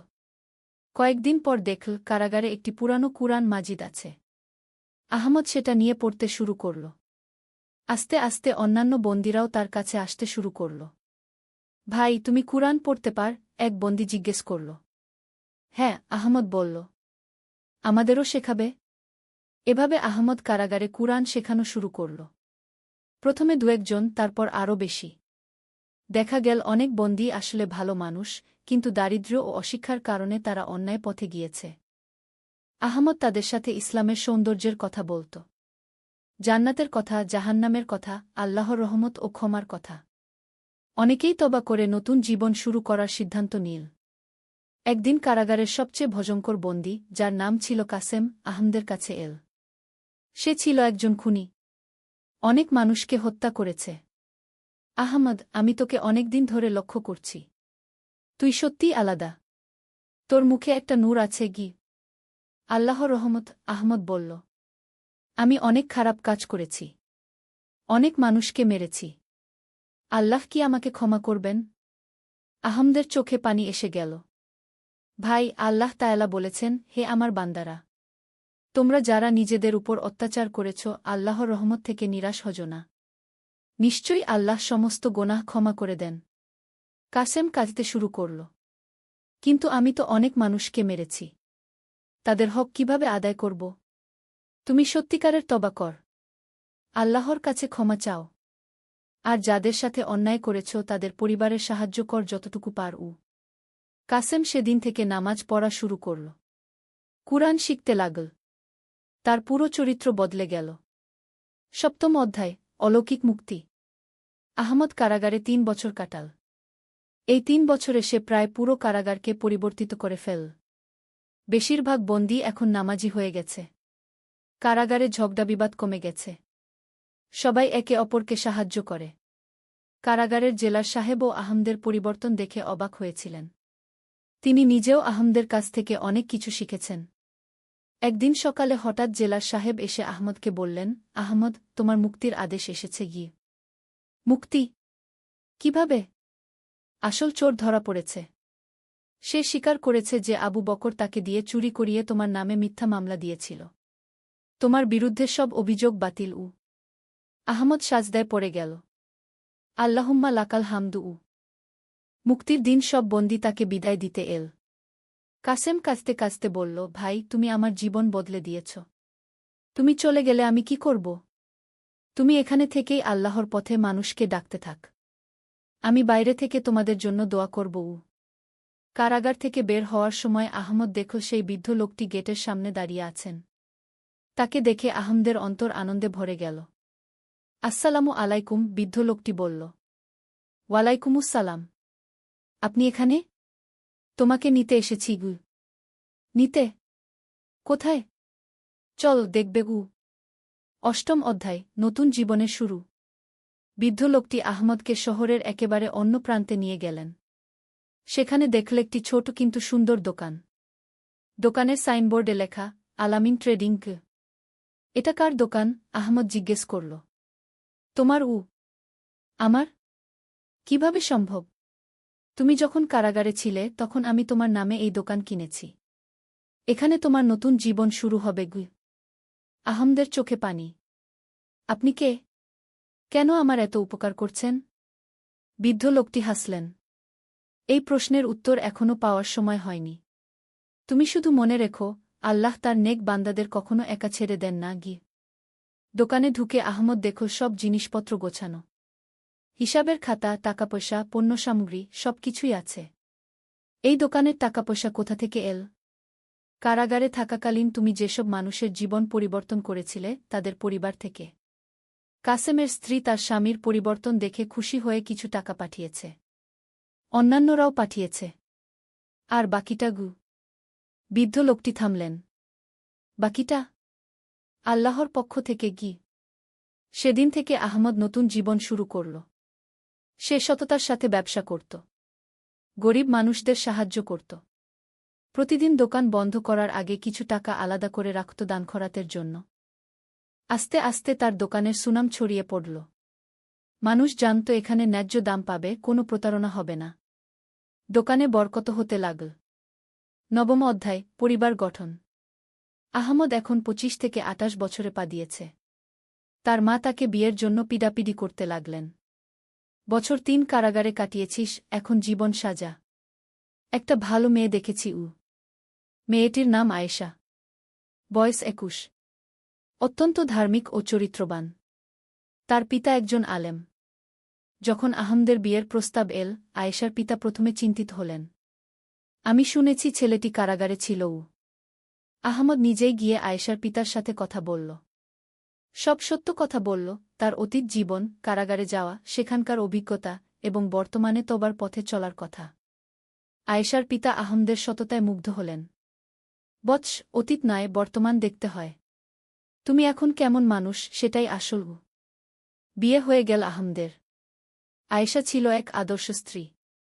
সে আহমদকে আরও ভালো মানুষ হতে সাহায্য করত। দুজন মিলে নিয়মিত কুরআন তেলাওয়াত করত, একসাথে তাহাজ্জুদের নামাজ পড়ত। 1 বছর পর তাদের একটি সন্তান হল, একটি ছেলে। নাম রাখল ইউসুফ। ছেলেকে কোলে নিয়ে আহমদ কাঁদতে লাগল। কি হয়েছে? আয়েশা জিজ্ঞেস করল। আল্লাহ আমাকে কত কিছু দিয়েছেন। একসময় মনে হতো সব শেষ, আর আজ আহমদের গলা ভেঙে গেল। সেদিন রাতে স্বপ্নে সেই বৃদ্ধ লোকটি এলেন। তিনি বাচ্চা ইউসুফকে দেখছেন আর হাসছেন। বৎস, তুমি এখন পুরোপুরি পথ খুঁজে পেয়েছ। এই সন্তান হবে তোমার চোখের মণি। একে আল্লাহর পথে গড়ে তোলো। আপনি কি আর আসবেন না? আহমদ জিজ্ঞেস করল। আমার কাজ শেষ। তুমি এখন নিজেই পথ দেখাতে পার অন্যদের। 10ম অধ্যায়, সমাজ সেবা। ইউসুফের বয়স যখন 3 বছর, আহমদ তখন সিদ্ধান্ত নিল সমাজের জন্য আরও বেশি কিছু করার। সে তার দোকানের পাশেই একটি ছোট মক্তব স্থাপন করল। গরিব শিশুদের বিনামূল্যে কুরআন শেখাতে শুরু করল। প্রথমে 5-6টি বাচ্চা এল। আহমদ নিজে তাদের পড়াত। আস্তে আস্তে সংখ্যা বাড়তে লাগল। আয়েশাও যোগ দিল মেয়ে বাচ্চাদের পড়ানোর কাজে। একদিন মক্তবে এক বাচ্চা এল যার অবস্থা দেখে আহমদের হৃদয় কেঁপে উঠল। বাচ্চাটির নাম হাসান, বয়স 8 বছর। কিন্তু অপুষ্টিতে দেখতে 5 বছরের মতো লাগে। কাপড় ছেঁড়া, খালি পায়ে। তোমার মা বাবা কোথায়? আহমদ জিজ্ঞেস করল। আব্বু মারা গেছেন। আম্মু বিভিন্ন বাড়িতে কাজ করেন। আহমদ সেদিনই হাসানকে নিয়ে তার মায়ের সাথে দেখা করতে গেল। দেখল এক ছোট্ট ভাঙা ঘরে মা ও ছেলে থাকে। মহিলাটি অত্যন্ত গরিব কিন্তু অনেক ধার্মিক। বোন, হাসানকে আমাদের মক্তবে পড়তে পাঠান। আর এটা নিন। আহমদ কিছু টাকা দিতে চাইল। না ভাই, আমি ভিক্ষা নিই না। এটা ভিক্ষা নয়। এটা হাসানের শিক্ষার খরচ। মহিলাটি কাঁদতে কাঁদতে দোয়া করল আহমদের জন্য। এভাবে আহমদ অনেক গরিব পরিবারকে সাহায্য করতে শুরু করল। কিন্তু সবসময় এমনভাবে করত যাতে তাদের আত্মসম্মানে আঘাত না লাগে। 11 অধ্যায়, বিপদের মোকাবেলা। আহমদের এই সব নেক কাজ দেখে আবার আবু বকরের মন খারাপ হল। সে বুঝতে পারল আহমদ এখন আগের চেয়েও বেশি সম্মানিত। তার প্রতিহিংসার আগুন আবার জেগে উঠল। এবার আবু বকর অন্য পথ বেছে নিল। সে কিছু দুর্বৃত্তকে ভাড়া করল আহমদের মক্তবে হামলা চালানোর জন্য। একদিন রাতে যখন আহমদ মক্তবে একা বসে পরের দিনের পড়ানোর প্রস্তুতি নিচ্ছিল, হঠাৎ 5-6 জন লোক এসে ঢুকল। তাদের হাতে লাঠি। তুই আহমদ? একজন জিজ্ঞেস করল। হ্যাঁ। কি চান আপনারা? আমরা এসেছি তোর এই মক্তবটা বন্ধ করে দিতে। কেন? এখানে তো ছোট বাচ্চারা পড়ে। আবু বকর সাহেব বলেছেন তোর এসব বন্ধ করতে হবে। আহমদ বুঝে গেল। আমি কারো ক্ষতি করছি না। শিশুদের শিক্ষা দিচ্ছি। আমাদের কথা শুনতে হবে। নইলে তারা লাঠি তুল। আহমদ ভয় পেল না। আল্লাহর রহমতে আমি এই কাজ করছি। আপনারা চাইলে আমাকে মেরে ফেলতে পারেন, কিন্তু এই মক্তব বন্ধ করব না গে।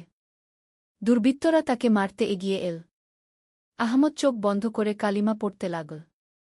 হঠাৎ শুনল কেউ চিৎকার করছে, থাম! কি করছ তোরা? চোখ খুলে দেখল সেই বৃদ্ধ লোকটি দাঁড়িয়ে আছেন। তাকে দেখে দুর্বৃত্তরা যেন স্তব্ধ হয়ে গেল। এই নেক কাজে বাধা দেওয়ার সাহস পেলে কোথায়? বৃদ্ধ লোকটির গলা ছিল অন্যরকম কর্তৃত্ব। দুর্বৃত্তরা লাঠি ফেলে দিয়ে পালিয়ে গেল। আপনি এখানে? আহমদ জিজ্ঞেস করল। তুমি বিপদে, আর আমি না আসব? আবু বকর আমাকে শান্তিতে থাকতে দিচ্ছে না গি। এই শেষবার। আবু বকরের আর সাহস হবে না তোমাকে বিরক্ত করার। পরের দিন সকালে শোনা গেল আবু বকর রাতারাতি শহর ছেড়ে চলে গেছে। তার দোকান বন্ধ করে দিয়ে অন্যত্র চলে গেছে। কেউ জানে না কেন। দ্বাদশ অধ্যায়, সন্তানের শিক্ষা। ইউসুফের বয়স এখন 10 বছর। সে অত্যন্ত ভাল ছেলে, নিয়মিত নামাজ পড়ে, কুরআন তেলাওয়াত করে। আহমদ তাকে নিয়ে প্রতি জুমার দিন মসজিদে যায়। একদিন ইউসুফ তার বাবাকে জিজ্ঞেস করল, আব্বু, আপনি কেন এত গরিব মানুষদের সাহায্য করেন? আহমদ ছেলেকে কোলে নিয়ে বসাল। বৎস, আমি একসময় খুব খারাপ মানুষ ছিলাম। আল্লাহ তায়ালা আমাকে হেদায়েত দিয়েছেন। এখন আমার কর্তব্য অন্যদের সাহায্য করা। আপনি খারাপ ছিলেন? কিভাবে? আহমদ ভাবল ছেলেকে কি পুরো সত্য বলবে না মিথ্যা বলবে। তারপর সিদ্ধান্ত নীল সত্য বলবে। তিনি ইউসুফকে তার পুরো জীবনের গল্প বলল, কিভাবে সে দিন থেকে দূরে সরে গিয়েছিল, কিভাবে সেই বৃদ্ধ লোকটির সাথে পরিচয়, তবা, কারাগার, মুক্তি, সবকিছু। আব্বু, সেই বৃদ্ধ দাদুটিকে ছিলেন? ইউসুফ জিজ্ঞেস করল। আমি জানি না। তিনি কখনো নিজের পরিচয় দেননি গে। তিনি কি এখনো আসেন? মাঝে মাঝে স্বপ্নে দেখি গু। ইউসুফ গভীরভাবে ভাবল। আব্বু, আমার মনে হয় তিনি কোন অলি ছিলেন গু। হতে পারে। আল্লাহই ভাল জানেন গু। সেই রাতে ইউসুফ দোয়া করল, হে আল্লাহ, আমার আব্বুকে সেই সৎ পথেই রাখবেন গু। ত্রয়োদশ অধ্যায়, সম্প্রদায়ের নেতৃত্ব। আহমদ এখন 50-এর কাছাকাছি বয়সে পৌঁছেছে।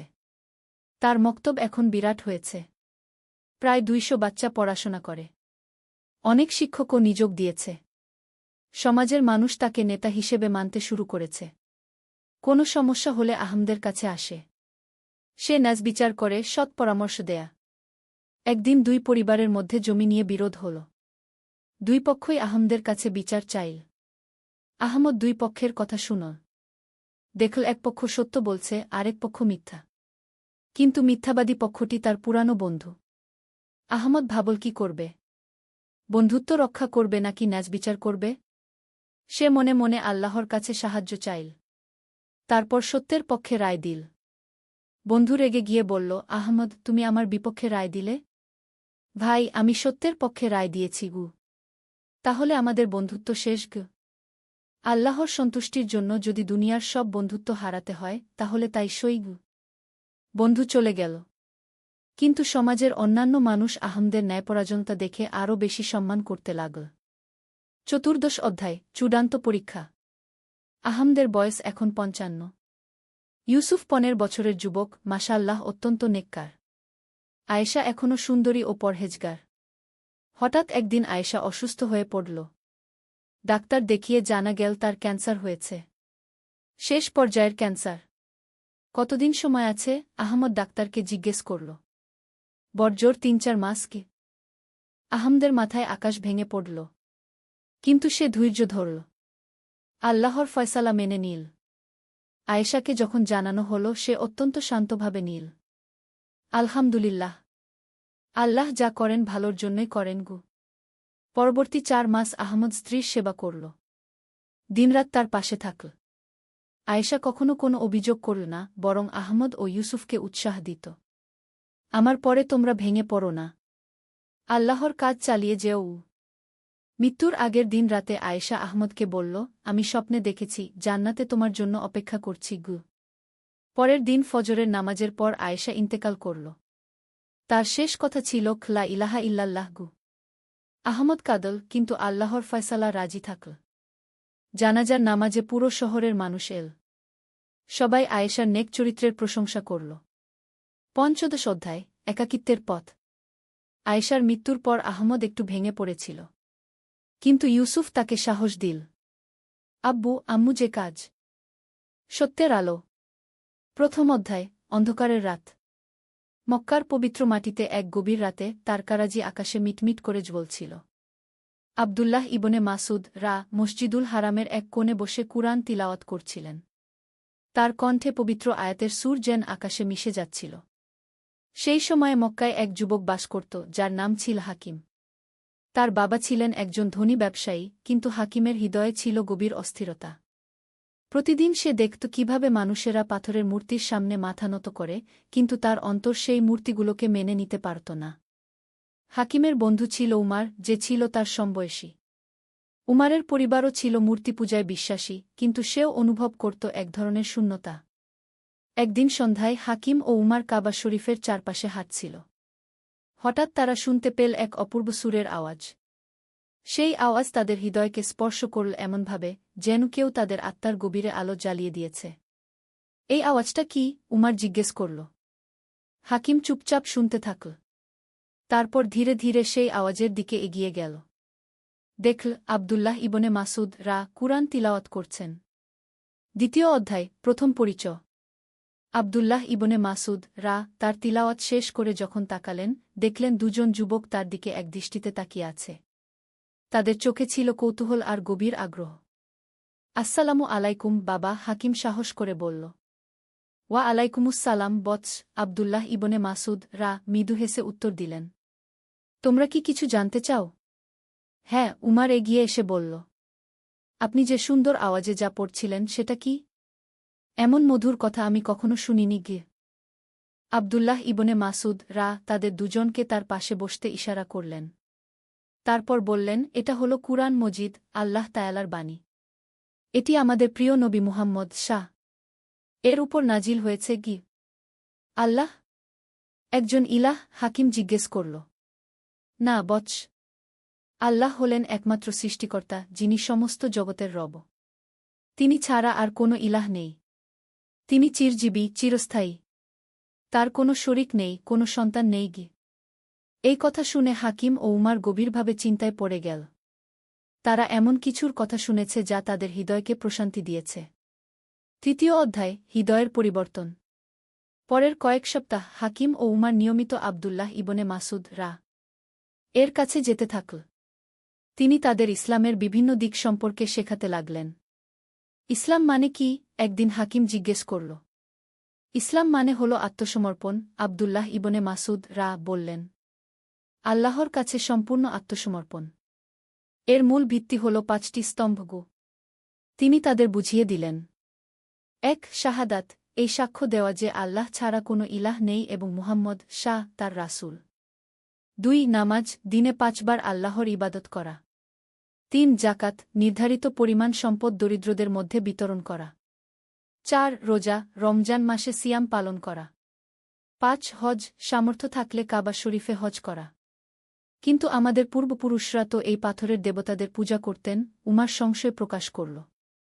আবদুল্লাহ ইবনে মাসুদ ধৈর্য সহকারে বললেন, বৎস, আমাদের পিতা ইব্রাহিম এই একই প্রশ্নের সম্মুখীন হয়েছিলেন। তিনি তার সম্প্রদায়কে জিজ্ঞেস করেছিলেন, তোমরা যাদের পূজা কর, তারা কি তোমাদের কোনো উপকার করতে পারে বা ক্ষতি করতে পারে? তিনি ইব্রাহিম এর গল্প বললেন, কিভাবে তিনি মূর্তি ভেঙে ফেলেছিলেন এবং মানুষকে এক আল্লাহর দিকে ডেকেছিলেন। চতুর্থ অধ্যায়। পরীক্ষার সময়। হাকিম ও উমার যখন ইসলাম সম্পর্কে আরও জানতে শুরু করল, তখন তাদের পরিবারের লোকেরা তাদের পরিবর্তন লক্ষ্য করতে শুরু করল। হাকিমের বাবা একদিন তাকে ডেকে বললেন, বেটা, তুমি কি করছ? লোকেরা বলছে তুমি নাকি সেই মুহাম্মদের অনুসারীদের সাথে মেশাও। হাকিম সাহস করে বলল, আব্বা, আমি সত্যের সন্ধান করছি। আমি যা শিখেছি তাতে আমার মন প্রশান্তি পেয়েছে গিয়ে। কি শিখেছ তুমি? তার বাবা রাগের সাথে জিজ্ঞেস করলেন। হাকিম তার বাবাকে বোঝানোর চেষ্টা করল। সে বলল, আব্বা, আপনি যে পাথরের মূর্তিগুলোর পূজা করেন, সেগুলো কি আপনার কোনো উপকার করতে পারে? আপনি যখন বিপদে পড়েন, তারা কি আপনাকে সাহায্য করে? তার বাবা চুপ হয়ে গেলেন। তারপর বললেন, এগুলো আমাদের পূর্বপুরুষদের ধর্মখু। কিন্তু আব্বা, সত্য কি পূর্বপুরুষদের কারণে বদলে যায়? যা সত্য তা সবসময় সত্যও। পঞ্চম অধ্যায়। ঈমানের পথে। একদিন আবদুল্লাহ ইবনে মাসুদ হাকিম ও উমারকে রাসূলুল্লাহ এর জীবনের ঘটনা বললেন। আমাদের প্রিয় নবী হেরা গুহায় ধ্যানমগ্ন অবস্থায় থাকতেন। সেখানে জিব্রাইল তার কাছে এসে বললেন, পর তোমার রবের নামে যিনি সৃষ্টি করেছেন। তিনি বর্ণনা করলেন কিভাবে নবী প্রথমে ভয় পেয়েছিলেন, কিন্তু তারপর আল্লাহর বাণী প্রচার করা শুরু করেছিলেন। রাসূলুল্লাহ বলেছেন, আবদুল্লাহ ইবনে মাসুদ বললেন, আমি তোমাদের কাছে এমন কিছু নিয়ে এসেছি যা তোমাদের দুনিয়া ও আখিরাত উভয়ের জন্য কল্যাণকর।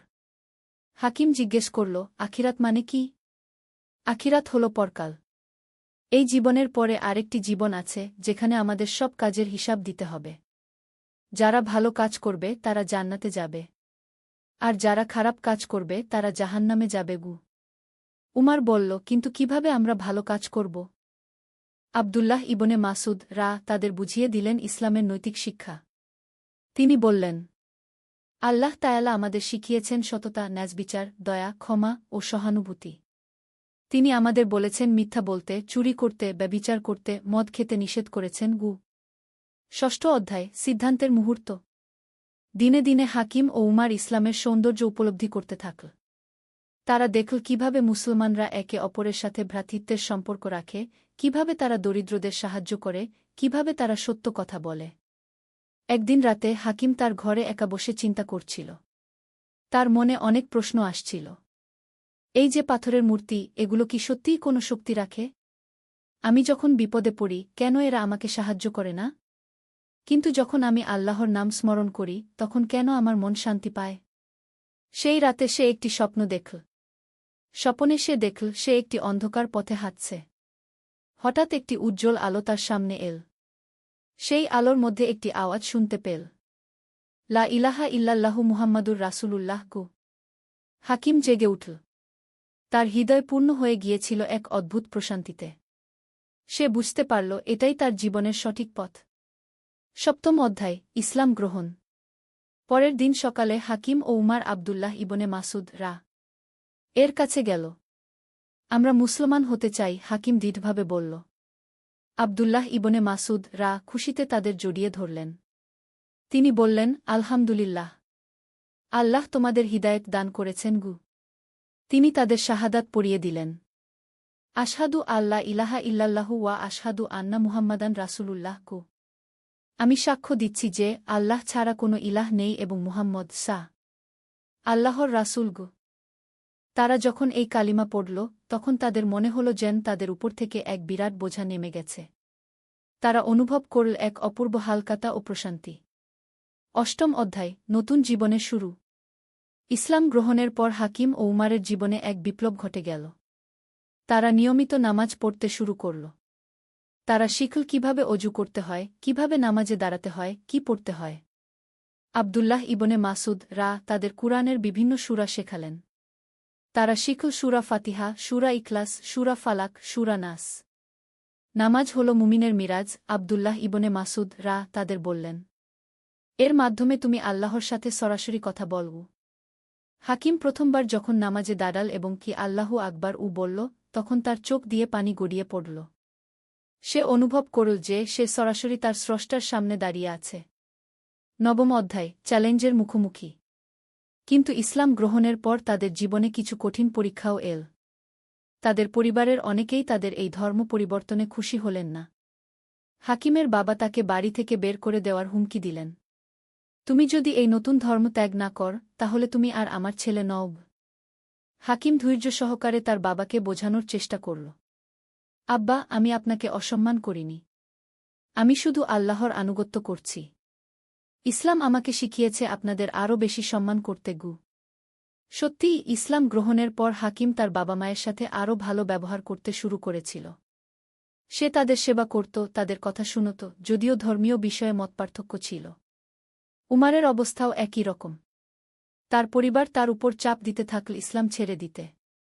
দশম অধ্যায়, ধৈর্যের পুরস্কার। আবদুল্লাহ